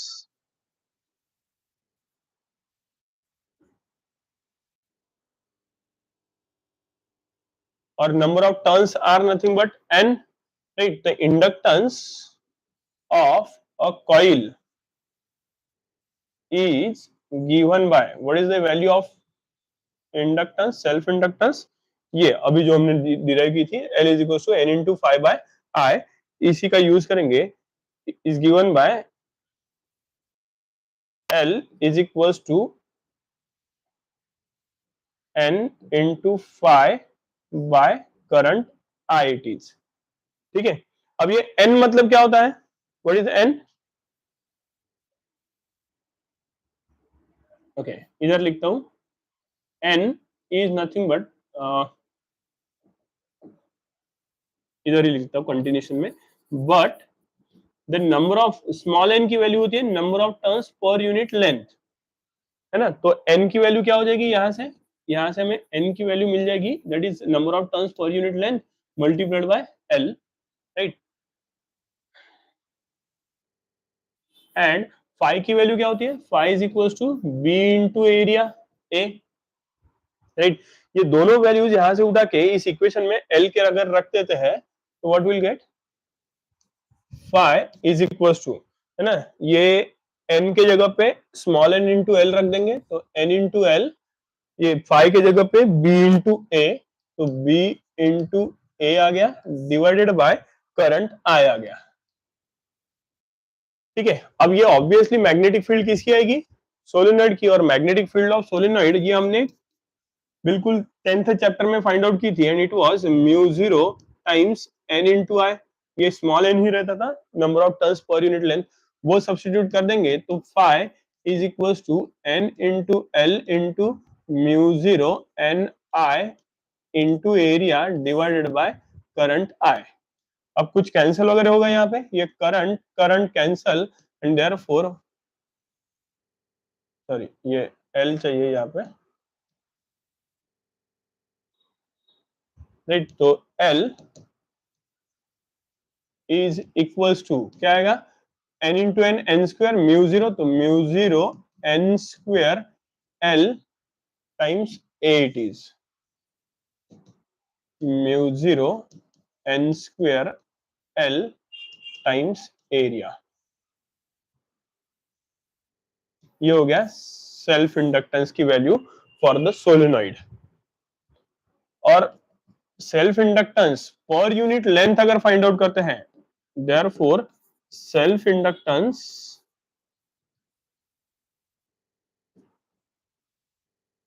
of a solenoid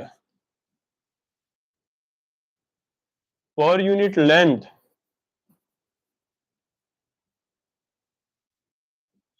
is क्या आएगी, एल बाय, ये स्मॉल एल इधर शिफ्ट कर देंगे तो L by L will be equal to mu zero N square into A हो जाएगा। This is L by L. और एरिया अगर निकालते हैं तो एरिया क्या आएगा, अगर मैंने इसका क्रॉस सेक्शनल एरिया इधर से अगर देखूं तो एक सर्कल दिखाई देगा, और सर्कल के हिसाब से इसका एरिया क्या रहता है सर्कल का, पाई आर स्क्वायर। तो ये सेंटर अगर समझ के चलते हैं या ये, तो ये उसकी रेडियस आर हो जाएगी, राइट, और ये उसका डायमीटर डी हो जाएगा। यहाँ से यहाँ तक कि ये पूरा डायमीटर डी। तो डायमीटर के टर्म में रिप्रेजेंट, पहले यूनिट मतलब एरिया का यूनिट वैल्यू लिख देते हैं। तो L by L is equal to mu zero N square into pi R square हो जाएगा। और आर स्क्वेयर को डायमीटर के टर्म में अगर रिप्रेजेंट करते हैं, मतलब रेडियस को डायमीटर के टर्म में रिप्रेजेंट करते हैं, तो this value will be equal to L by L will be equals to mu zero into n square into pi into r square. R is half of diameter, तो d by 2 का square, that is d square by 4 into d square by 4. So this is self inductance per unit length of a solenoid is mu zero n square pi into d square by 4. जहां पे हमें ये दिखाई दे रहा है that L is directly proportional to number of turns per unit length, square of the number of turns per unit length, and it is directly proportional to length, self inductance is also directly proportional to the square of the diameter of the coil, मतलब solenoid. So this is what the relation we will be getting, right?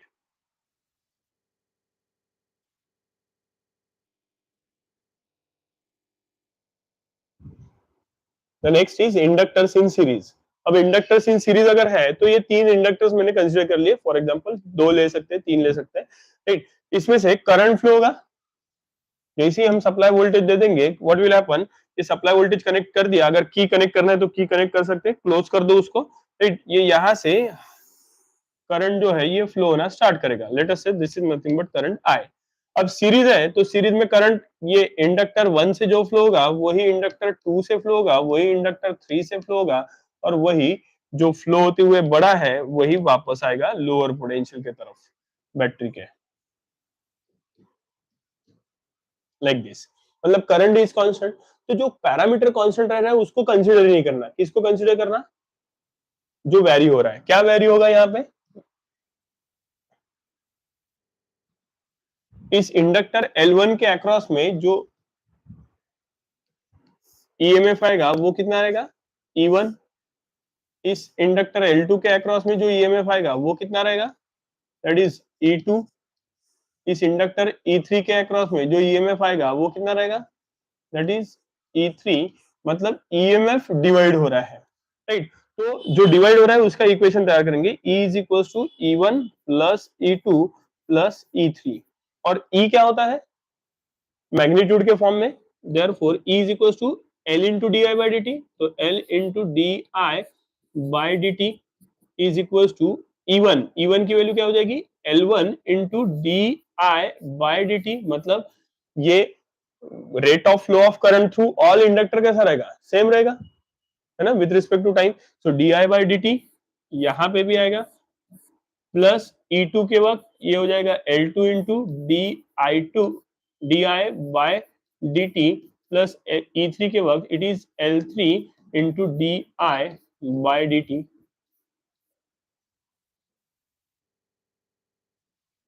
Right. चार terms है, चारों terms में D I by D T, D I by D T, D I by D T, D I by D T ये same है।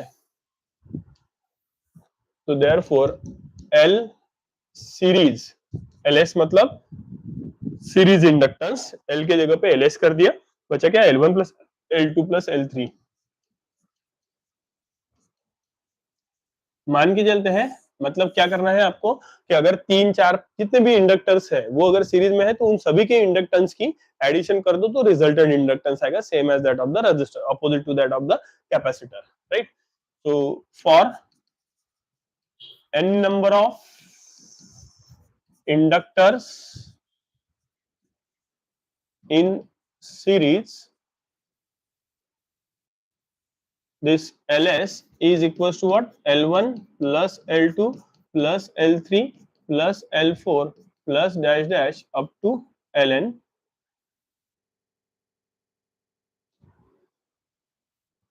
Capital N लिया है तो capital N, तो ये वैल्यू हो जाएगी ls की। और अगर if L1 is equals to L2 is equals to L3 is equals to dash dash up to Ln is equals to L, सभी का इंडक्टेंस अगर सेम है तो Ls की वैल्यू क्या आ जाएगी? Ls is equals to L plus L plus L plus dash dash up to L, so Ls will be equals to n times L, n times L।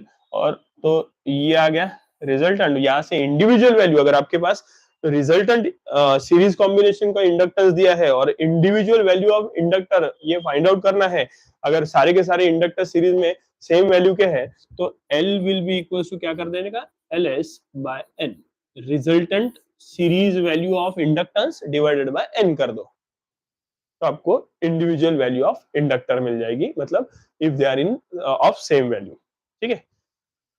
The next is parallel combination. तो parallel combination में L1 L2 L3 ये connect कर दिए, battery वगैरह connect कर दी, switch या की connect कर की शो करते हैं तो उसको क्लोज कर दो, ये करंट फ्लो होना स्टार्ट होगा। I is the current. ये I करंट यहां तक के पहुंचेगा, इधर आने के बाद इसके पास तीन रास्ते मिलेंगे, तो इधर से करंट फ्लो हो रहा है I1, इधर से करंट फ्लो होगा I2 और इधर से करंट फ्लो होगा I3। ठीक है, वही करंट इधर आएंगे, यहाँ पे मिल जाएंगे, इधर से आया I1, इधर से आया I2 और इधर से आया I3। इस जंक्शन पॉइंट के पास ये इनकमिंग है, KCL अप्लाई कर दिया तो ये I मिल जाएगा which is equal to I1 plus I2 plus I3, right. And what about parallel combination, मतलब ये EMF इंड्यूस, तो ये L1 और L2 और L3 ये सारे पैरेलल में है, तो पैरेलल में EMF जो है ये रहेगा कांस्टेंट, तो E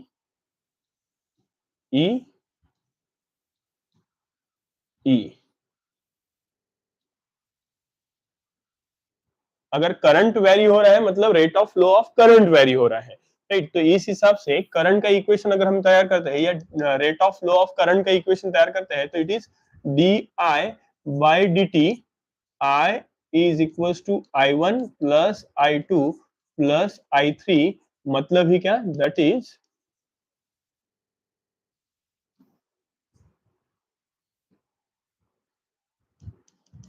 di by dt will be equals to di1 by dt हो जाएगा प्लस di2 by dt हो जाएगा प्लस di3 by dt हो जाएगा, है ना।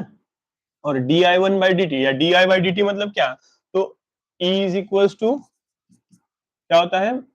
L into di by dt होता है, तो यहां से मतलब मैग्नीट्यूड ही लिया तो di by dt की वैल्यू अगर निकालते तो it is E by L। तो ये क्या हो जाएगा? di by dt is E by L1 is equals to E by L2 plus sorry E by L is equals to E by L1 plus E by L2 plus E by L3, right. क्योंकि EMF तो हर जगह पे same ही रहेगा, right. ये EMF चारों term में same है तो कैंसिल हो गया, तो बचा क्या? 1 बाय L। और ये पैरेलल कॉम्बिनेशन है इसलिए 1 बाय LP कर देता हूं, will be equals to 1 by L1 plus 1 by L2 plus 1 by L3 it is. तो ये आ जाएगा, जैसे रेजिस्टर्स में पैरेलल कॉम्बिनेशन में 1 by R is equal to 1 by R1 plus 1 by R2 plus 1 by R3 ऐसे करते थे, बिल्कुल सेम इसी तरीके से। अगर n number of inductors parallel में है तो therefore for n number of inductors in parallel, what will get? n, मतलब ये हो जाएगा 1 by LP is equals to 1 by L1 plus 1 by L2 plus 1/L3 plus dash dash up to 1/Ln, right. और उन सभी की value अगर same है, that is if L1 is equals to L2 is equals to L3 is equals to dash dash up to Ln is equals to L है, तो ये हो जाएगा therefore 1/LP is equals to 1/L plus 1/L plus 1/L plus dash dash up to 1/L। सबकी addition same है तो common निकल जाएगा और ब्रैकेट में बचेगा n। तो 1/LP is equals to n times 1/L, मतलब n/L हो जाएगा। हमें LP चाहिए,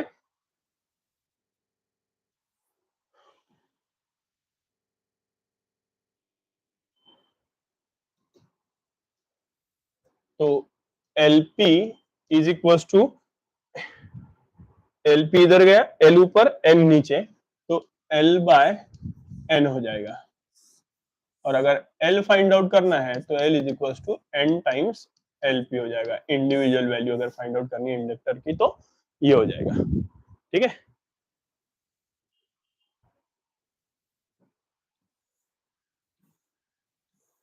So this is inductors in parallel, ठीक है। Next, energy stored in a magnetic field. अब जो मैग्नेटिक फील्ड में एनर्जी स्टोर होगी वो कौन सी होगी? ऑब्वियसली पोटेंशियल एनर्जी होगी, है ना। That will be a potential energy. तो पोटेंशियल एनर्जी हमें यहाँ पे फाइंड आउट करनी है। अब पोटेंशियल एनर्जी कैसे फाइंड आउट करते हैं? बाय यूजिंग वर्क डन, है ना, वर्क डन का यूज करके। तो वर्क डन का फॉर्मूला वापस से वो अभी जो थोड़ी देर पहले देखा था बिल्कुल सेम वैसा ही। W इज इक्वल टू क्या? Electric potential multiplied by charge. तो यहाँ पे ये work done against the flow of current होगा, मतलब flow of charge particles. So it is dw will be equals to minus of v के जगह पे आ जाएगा e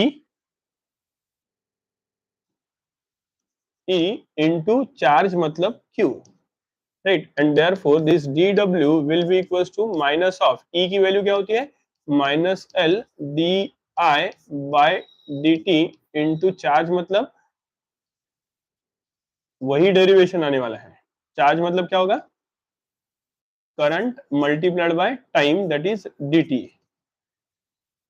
तो I is equal to dq by dt। अच्छा, ये इधर dq करना पड़ेगा, dq के वजह से dw वर्क होगा, राइट। तो dq is equal to I into dt हो जाएगा। ये dq की वैल्यू dq के जगह पे रख दिया I into dt, right. And therefore कुछ कैंसिल होगा यहाँ पे, ये वापस से dt cancel, minus minus plus, तो dw is equal to l into I into D I. Integrate करेंगे, integration of dw is equal to integration from 0 to I L I into D I. And integration of dw is w will be equal to l बाहर आ जाएगा, integration I into D I. So w is equal to l I 0 to I limit I ही maximum current consider करते हैं। तो I D I का integration is I square by two, it is I square by two over the limit from 0 to I। ये 1/2 बाहर निकल जाएगा, तो W will be equal to 1/2 into L। I के जगह पे I रखेंगे, I square minus zero square, तो I square minus zero square is I square. So W comes out to be equals to half Li square। और यही work, this work is stored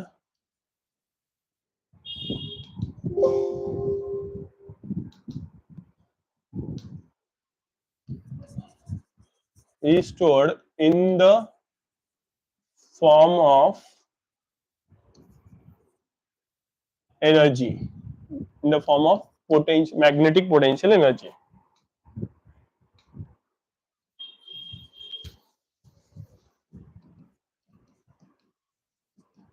In magnetic field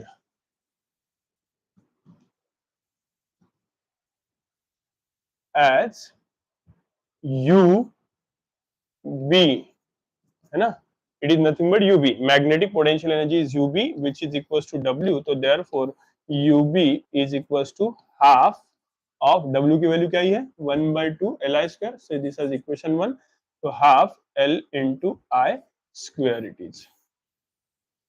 This is your equation number 2. ठीक है.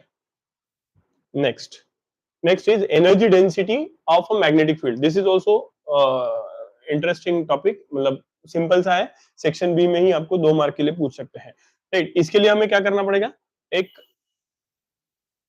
Solenoid consider करते हैं. Right, let us से I be the current flowing through the solenoid. इसकी length है L. Right, इसका क्रॉस सेक्शनल एरिया क्या आएगा, सर्कुलर, जिसकी रेडियस है R या डायमीटर है D. राइट, तो इस हिसाब से एनर्जी डेंसिटी क्या होती है, एनर्जी डेंसिटी का फॉर्मूला ध्यान में रखना है. Energy density is equals to energy, magnetic energy, obviously magnetic potential energy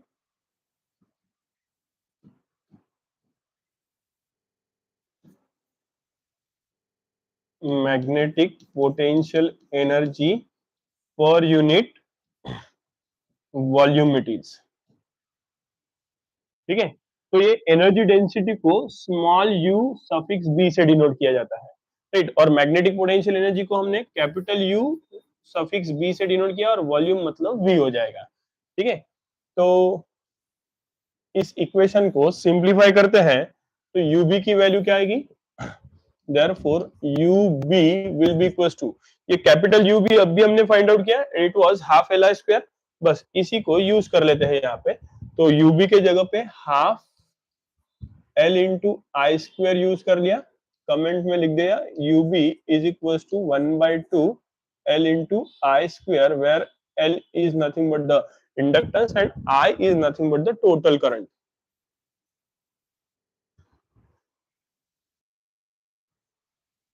Small I is the current flowing through each turn of the solenoid. So half Li square per unit volume. Volume क्या आएगा?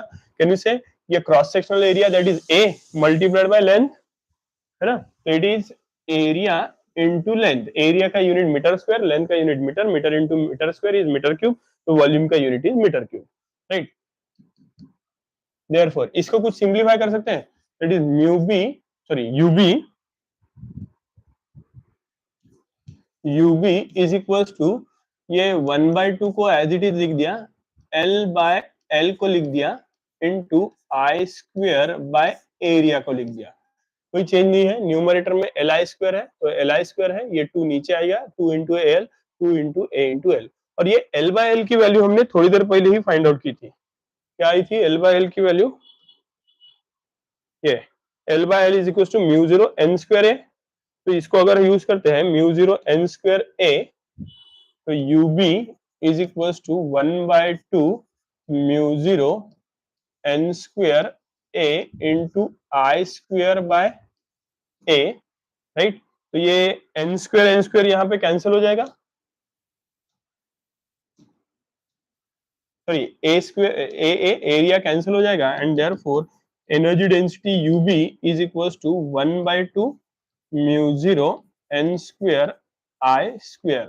And what is the, but solenoid consider किया है तो solenoid की magnetic field क्या होती है, B of solenoid is mu 0 n I, mu 0 n I. तो ये mu 0 n I आया है यहाँ पे, बस एक mu 0 कर मल्टीप्लाई कर देते हैं और डिवाइड कर देते हैं, mu 0 n square I square मतलब B स्क्वायर रख सकते हैं. राइट, तो इसी को हम इस तरीके से लिख सकते हैं that UB is equals to 1/2 times mu 0 multiplied by mu 0 square n square I square हो जाएगा ये. राइट, तो ये mu 0 कैंसिल हो गया और वही ऊपर वाली टर्म मिलेगी. तो therefore UB is equals to mu 0 n I, इसका स्क्वायर कर देंगे तो मैग्नेटिक फील्ड का square that is B square by 2 times permeability of free space, that is mu 0 हमें मिलेगा. So this is your equation, final equation for energy density. Square of magnetic field of solenoid to the 2 times permeability of free space. ठीक है.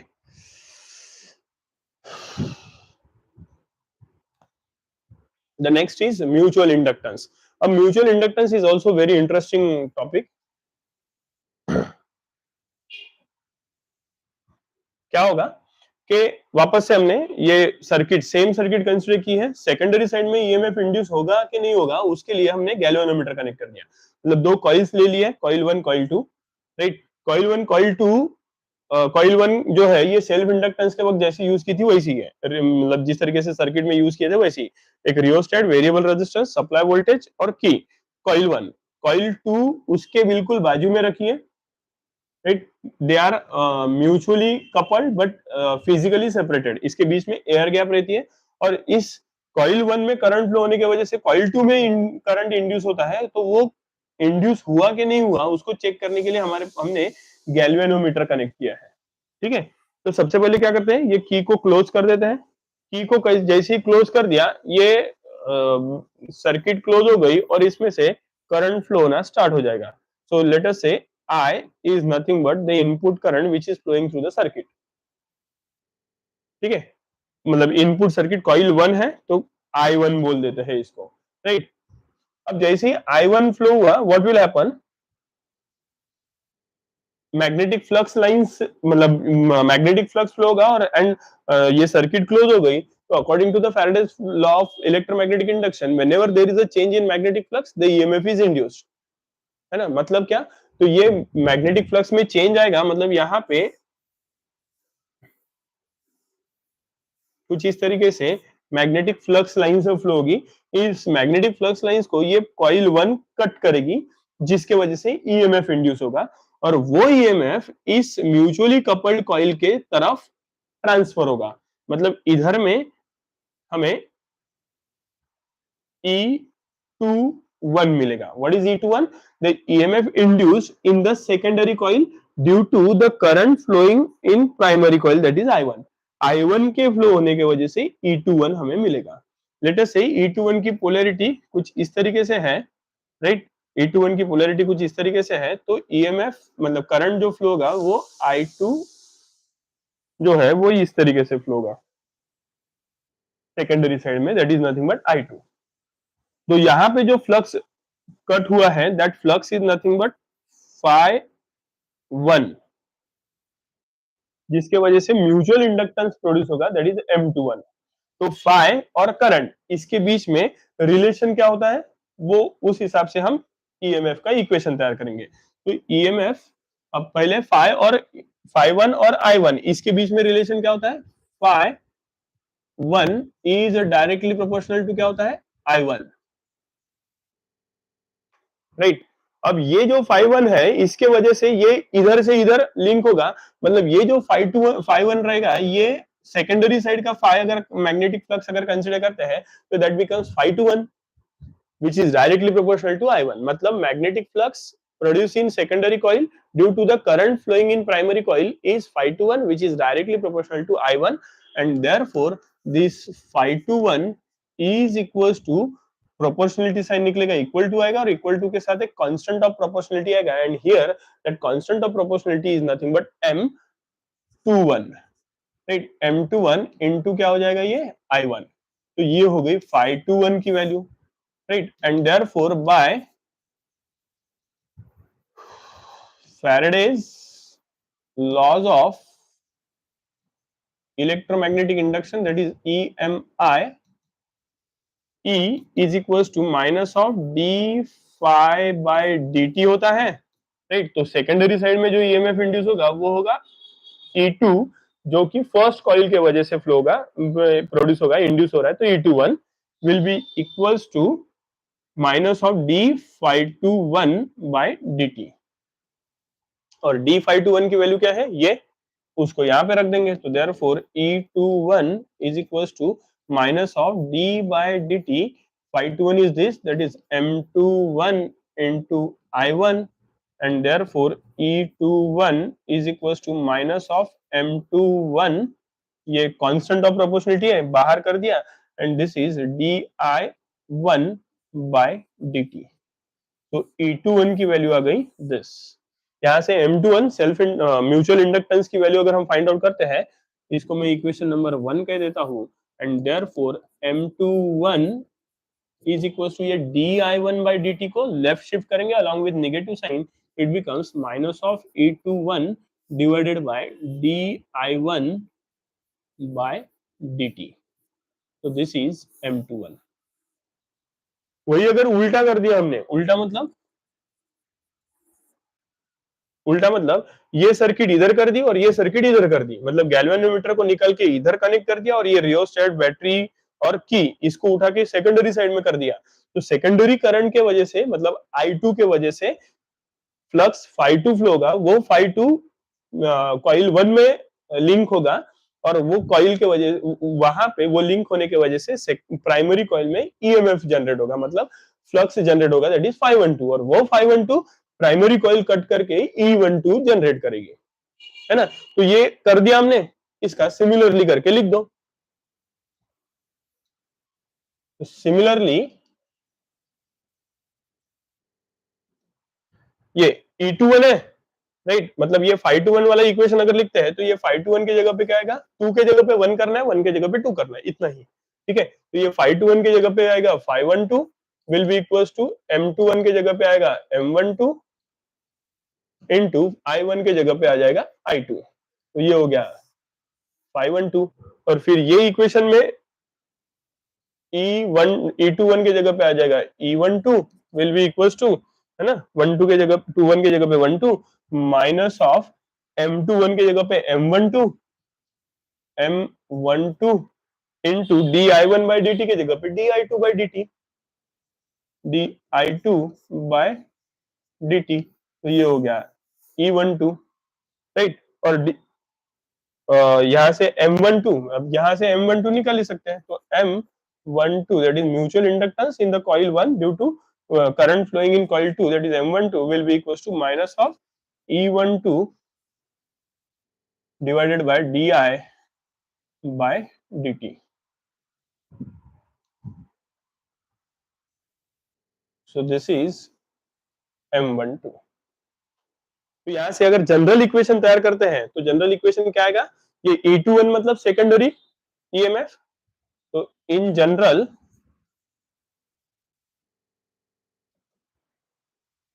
E21 मतलब secondary, तो secondary EMF is ES stands for secondary EMF, is equals to minus of ये M12 और M21, इन दोनों की value अगर same consider करते हैं तो M21 की जगह पे M रख सकते हैं, M multiplied by di1 by dt, इसमें I1 मतलब क्या है, प्राइमरी करंट, तो ये हो जाएगा d bye dt of IP that is primary current. तो ES that is secondary EMF will be equals to minus of mutual inductance multiplied by d derivative of current that is primary current, ठीक है। तो this is what all about the mutual inductance.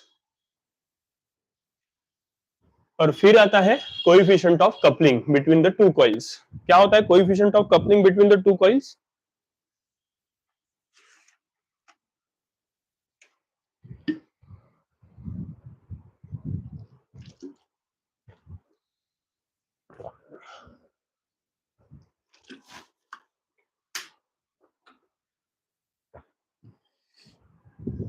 Yes, coefficient of coupling between the two coils. अब यहां पे क्या हुआ,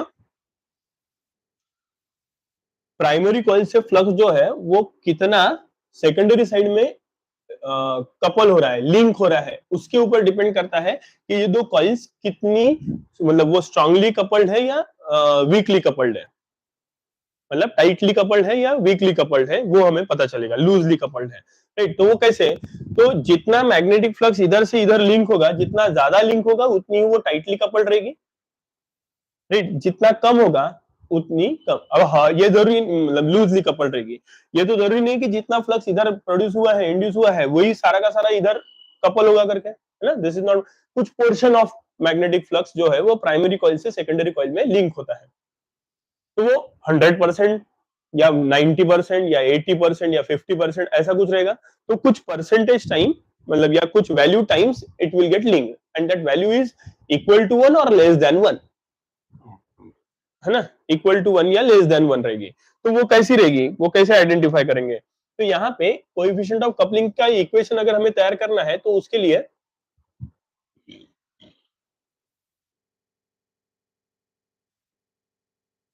इस equation को यूज करते हैं। मतलब यहाँ पे क्या दिखाई दे रहा है, E21 is directly proportional to M21 या इज इक्वल टू, अगर di1 बाई dt इसकी वैल्यू 1 कंसीडर करते हैं तो E21 is equal to M21 दिखाई देगा, राइट।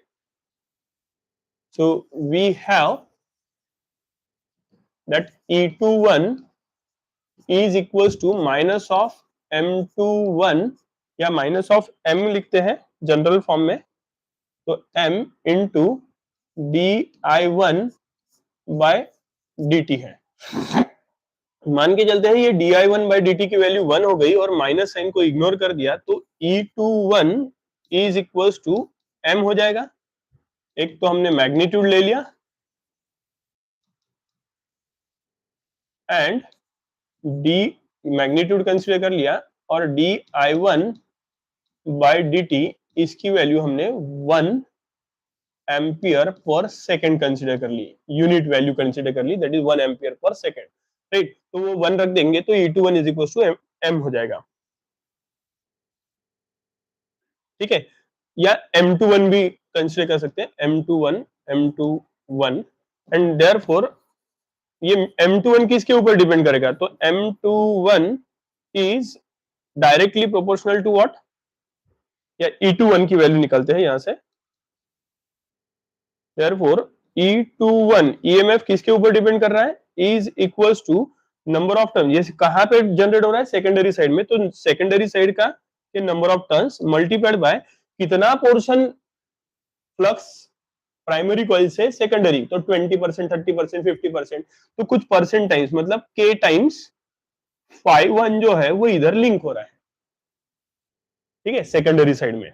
अब 5-1 और नंबर ऑफ टर्न्स, मतलब magnetic flux phi is directly proportional to number of turns रहते हैं, मतलब 5-1 ये भी directly proportional to number of turns रहेगा, तो 5-1 की जगह पे N1 रख देंगे तो E21 is equals to K times N2 into N1 हो जाएगा, K को पहले लिख दिया,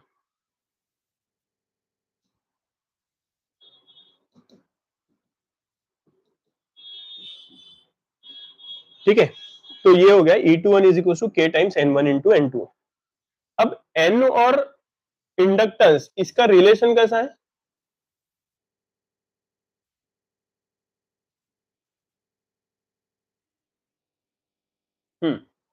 ये इक्वेशन को अगर देखते हैं, L is directly proportional to n square है, right. L is directly proportional to n square और स्मॉल n मतलब क्या होता है, ये L ये directly proportional to n square दिखाई दे रहा है, ये इक्वेशन यहाँ पे ले लिया मैंने, राइट। n और n मतलब क्या होता है, स्मॉल n मतलब नंबर ऑफ टर्न्स पर यूनिट लेंथ, ये वैल्यू अगर हमने रख दी तो L is directly proportional to n square number of turn square पर यूनिट लेंथ स्क्वायर, मतलब L और n स्क्वायर ये डायरेक्टली प्रोपोर्शनल है,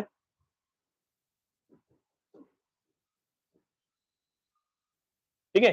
तो यहाँ पे but n is directly proportional to, sorry L is directly proportional, okay, n square is directly proportional to L हो गया, एक ही मतलब है, राइट। तो n की वैल्यू क्या, देयरफॉर स्क्वायर रूट, हमें यहाँ पे n चाहिए तो स्क्वायर रूट ले लेंगे तो इट इज n स्क्वायर का square root is n is directly proportional to what, it is L हो जाएगा। और ये यहाँ पे इस इक्वेशन 1 बोल देते हैं इसको, इक्वेशन 1 में इसका यूज अगर करते हैं तो क्या होगा, देयरफॉर फ्रॉम इक्वेशन 1 में ये वैल्यू अगर रखते हैं तो E21 is equals to K times N2 मतलब क्या हो जाएगा, रूट ऑफ L2 मतलब L2 is nothing but the self inductance of coil 2, है ना, मल्टीप्लाइड बाय N1 है, तो N1 मतलब रूट ऑफ L1 हो जाएगा, that is self inductance of coil 1 primary coil, secondary coil, इस तरीके से। तो E21 is equal to K times root of L1 into L2 हो जाएगा, और E21 मतलब क्या है, दिस इज M21 या M,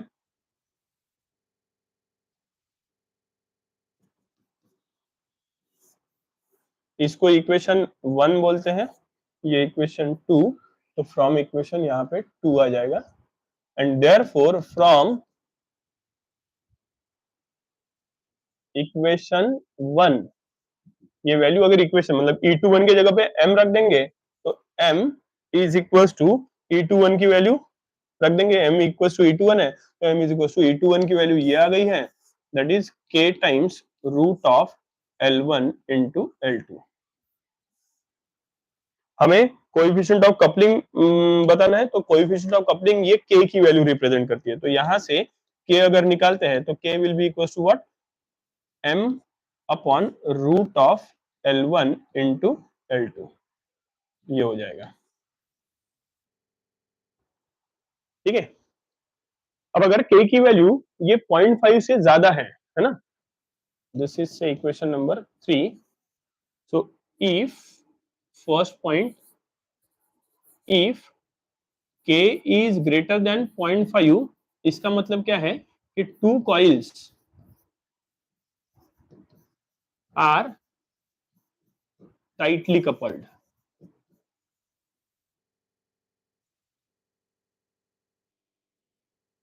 right. If K is less than 0.5, then two coils are loosely coupled, right? और अगर हमने L1 और L2 इन दोनों की वैल्यू सेम कर दी, राइट, अगर दोनों कॉइल्स की वैल्यू सेम है, third, if the self inductance of coil primary coil, if it is equals to self inductance of secondary coil which is equals to L, then इसको अगर equation 3 में रख देंगे, ये वैल्यू को इक्वेशन 3 में रख देंगे, सो देयरफॉर फ्रॉम इक्वेशन 3 क्या हो जाएगा, K is equal to M upon root of L square हो जाएगा, राइट। M is equal M upon root of L square, और रूट L स्क्वायर मतलब क्या हो जाएगा, K is equal to M by L। और अगर K की वैल्यू यहाँ पे coefficient of coupling if it is equal to 1, so therefore for coefficient of coupling, coefficient of coupling की वैल्यू 1 है, इसका मतलब क्या है, coupling K is equal to 1, मतलब क्या, जितना प्राइमरी साइड में फ्लक्स जनरेट हो रहा है, इंड्यूस हो रहा है, उतना सारा का सारा सेकेंडरी साइड में जा रहा है 100%। So if K is equal to 1, then ये K की जगह पे 1 अगर रख देंगे तो 1 is equal to M by L हो जाएगा, and therefore M is equal to L, मतलब क्या कि उस टाइम पे जो mutual inductance between the two coils रहेगा वो कैसा रहेगा, is equal to the self inductance of individual coil. Individual coil का जितना सेल्फ इंडक्टेंस रहेगा उतना ही म्यूचुअल इंडक्टेंस रहेगा दोनों कॉइल्स के बीच का, कब, जब कोएफिशिएंट ऑफ कपलिंग 1 रहेगा और value of inductances, that is self inductances of primary and secondary coil ये इक्वल रहेगी, that is L1 equals to L2 equals to L, इस कंडीशन के लिए, ठीक है। So this is coefficient of coupling, and the last is nothing but the transformer. अब ये ट्रांसफार्मर भी इक्विवेलेंट सर्किट है म्यूचुअल इंडक्टेंस की। क्या है, ये कोर होता है, आयरन कोर कहते हैं इसको, इसमें प्राइमरी साइड में प्राइमरी कॉइल है, सेकेंडरी साइड में सेकेंडरी कॉइल है। प्राइमरी साइड में जो करंट फ्लो होगा वो होगा I1, और उस साइड में जो ईएमएफ जनरेट होगा वो होगा E1, या प्राइमरी ईपी आईपी यूज कर सकते हैं, तो आईपी, और इसके जगह पे इसके वक्त जो ईएमएफ जनरेट होगा वो होगा ईपी, और इस टाइम पे जो फ्लक्स फ्लो होगा वो होगा 5p। सेकेंडरी साइड में जो करंट इंड्यूस होगा that current is nothing but IS, जो ईएमएफ जनरेट होगा वो होगा ES, और जो फ्लक्स फ्लो होगा that flux is nothing but phi S। n number of turns, primary coil के number of turns are NP, secondary side के number of turns are NS, है ना। तो ये ईपी ये दो टर्मिनल्स के बीच में प्रोड्यूस होता है, तो और ईएस भी सेम इस तरीके से। तो अगर हमें ईपी और आईपी फाइंड आउट करना है तो उसके लिए Faraday's laws of electromagnetic induction apply करेंगे और उसके लिए पहले फाइस और फाई पी की वैल्यू फाइंड आउट कर लेते हैं। Say for example if phi be the magnetic flux flowing through each turn of primary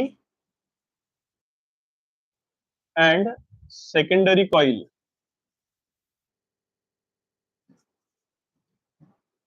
then flux in the primary coil कितना आएगा, है ना, हर एक टर्न में से फाई अगर फ्लक्स फ्लो हो रहा है तो total flux flowing in the primary coil phi p will be equals to number of turns of primary coil multiplied by flux of each turn of primary coil and secondary flux secondary side में जो flux flow होगा वो कैसा रहेगा, उसमें भी हर एक turn में से n फाई इतना फ्लक्स फ्लो हो रहा है तो number of turns n number of ns number of turns में से कितना फ्लो होगा, तो ns टाइम्स फाई फ्लो होगा। तो phi P is equal to NP phi, phi S is equal to NS phi, right. अब ये वैल्यू उठा के इलेक्ट्रोमैग्नेटिक इंडक्शन के इक्वेशन में रख देंगे। सो therefore by Faraday's laws of electromagnetic induction, that is EMI, that EP is equals to minus of d by dt of phi p हो जाएगा, है ना, E is equals to d phi by dt minus of d phi by dt, तो phi p is equals to minus of d by dt of phi p की value क्या है, np into phi। तो EP की value हमें क्या मिलेगी, EP is equal to minus of NP constant, number of turns constant रहेंगे primary side में, बाहर कर दिया डी फाई बाय dt हो जाएगा। तो ये ईपी की वैल्यू हमें मिल गई, say this as equation number 1। Similarly and E S अगर हम निकालते हैं तो it is D by dt of phi S हो जाएगा and minus of D by dt of phi S मतलब कितना है, ये ns इंटू फाई है, तो ns इंटू फाई कर देंगे, ns is constant outside, so es is equal to minus of ns into D phi by dt हो जाएगा। ये आ गया es की वैल्यू आ गई, इसको इक्वेशन 2 कह देते हैं। इक्वेशन 1 को 2 से डिवाइड कर दो या 2 को 1 से डिवाइड कर दो, आपको ट्रांसफॉर्मेशन रेशियो मिल जाएगा, या ट्रांसफॉर्मर रेशियो भी कहते हैं उसी को।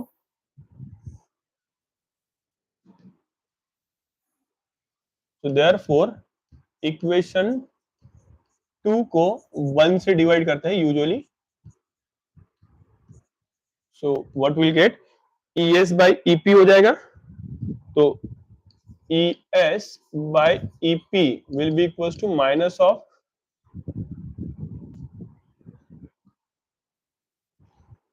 ES की वैल्यू क्या है, minus NS into D phi by dt divided by minus of NP into D phi by dt, ये हो गई, राइट।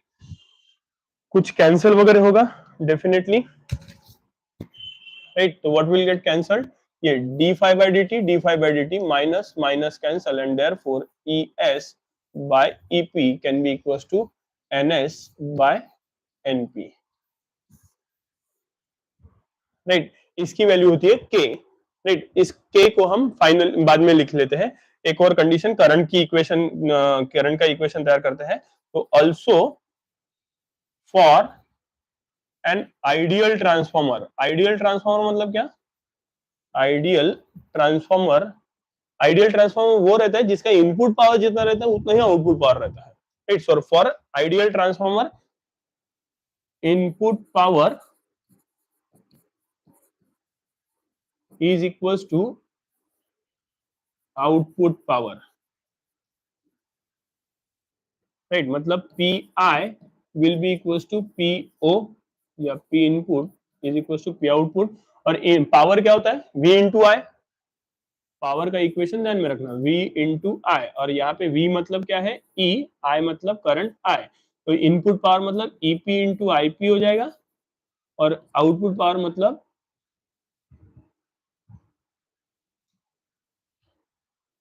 ES इंटू IS हो जाएगा। यहाँ से ES बाय EP ये अगर निकालते हैं तो EP इधर आ गया तो IP बाय IS हो जाएगा, that means they will be inversely proportional, so IP by IS। Equation से इसको इक्वेशन 3 कहते हैं और इसको इक्वेशन 4 कहते हैं। अब इक्वेशन 3 और 4 इनकी लेफ्ट हैंड साइड सेम है, राइट हैंड साइड को इक्वेट करते हुए लेफ्ट हैंड साइड को भी लिख देते हैं, तो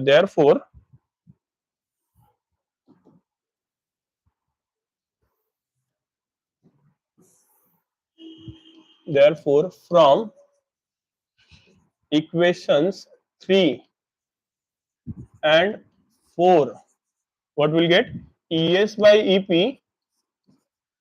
is equals to NS by NP is equals to IP by IS, IP by IS। EMF और नंबर ऑफ टर्न्स ये डायरेक्टली प्रोपोर्शनल रहेंगे, और ईएमएफ और करंट इनवर्सली प्रोपोर्शनल, टर्न्स और करंट इनवर्सली प्रोपोर्शनल, और इसी को हम कहते हैं के स्टैंड्स फॉर ट्रांसफॉर्मर रेशो या ट्रांसफॉर्मेशन रेशो कहते हैं इसको। दिस इज से इक्वेशन नंबर 5 वेयर के is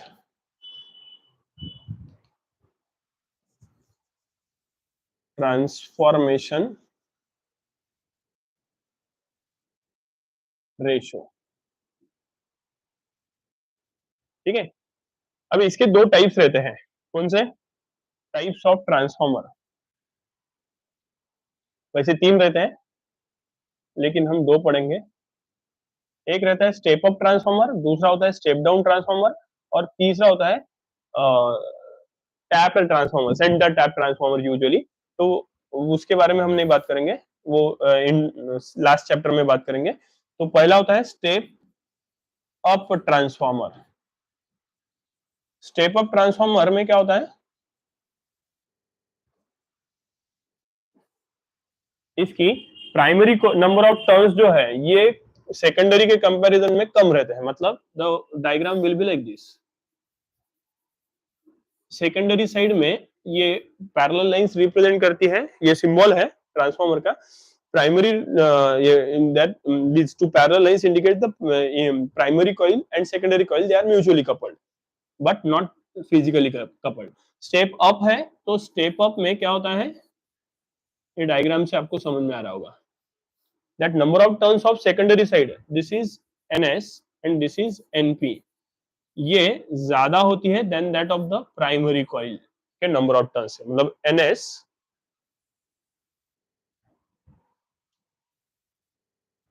NS is greater than NP, और NS और NP अगर ज्यादा है तो NS और ES ये डायरेक्टली प्रोपोर्शनल है, तो देयरफॉर सेकेंडरी साइड में NS अगर नंबर ऑफ टर्न्स ज्यादा है तो उसका EMF भी वहां पे ज्यादा रहेगा, तो ES is greater than EP।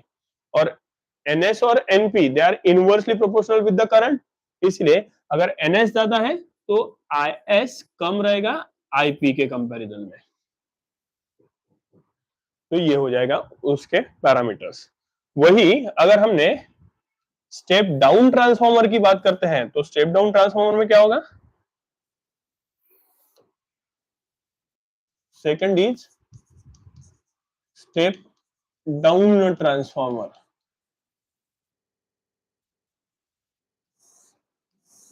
तो स्टेप डाउन ट्रांसफॉर्मर में प्राइमरी नंबर ऑफ टर्न्स ज्यादा, mutually coupled with secondary number of turns जो कि कम।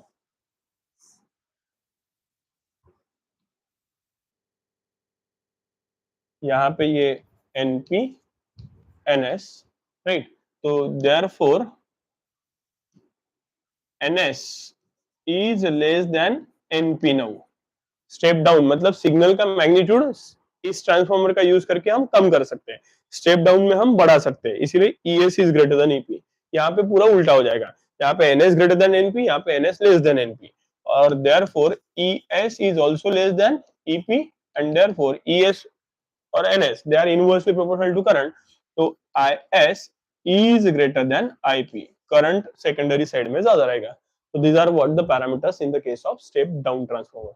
So this is what all about your chapter, that is electromagnetic induction. ठीक है, I hope आप लोगों को समझ में आ रहा है। तो अगर समझ में आ रहा है तो please like the video, share the video and subscribe the channel. ठीक है, थैंक यू।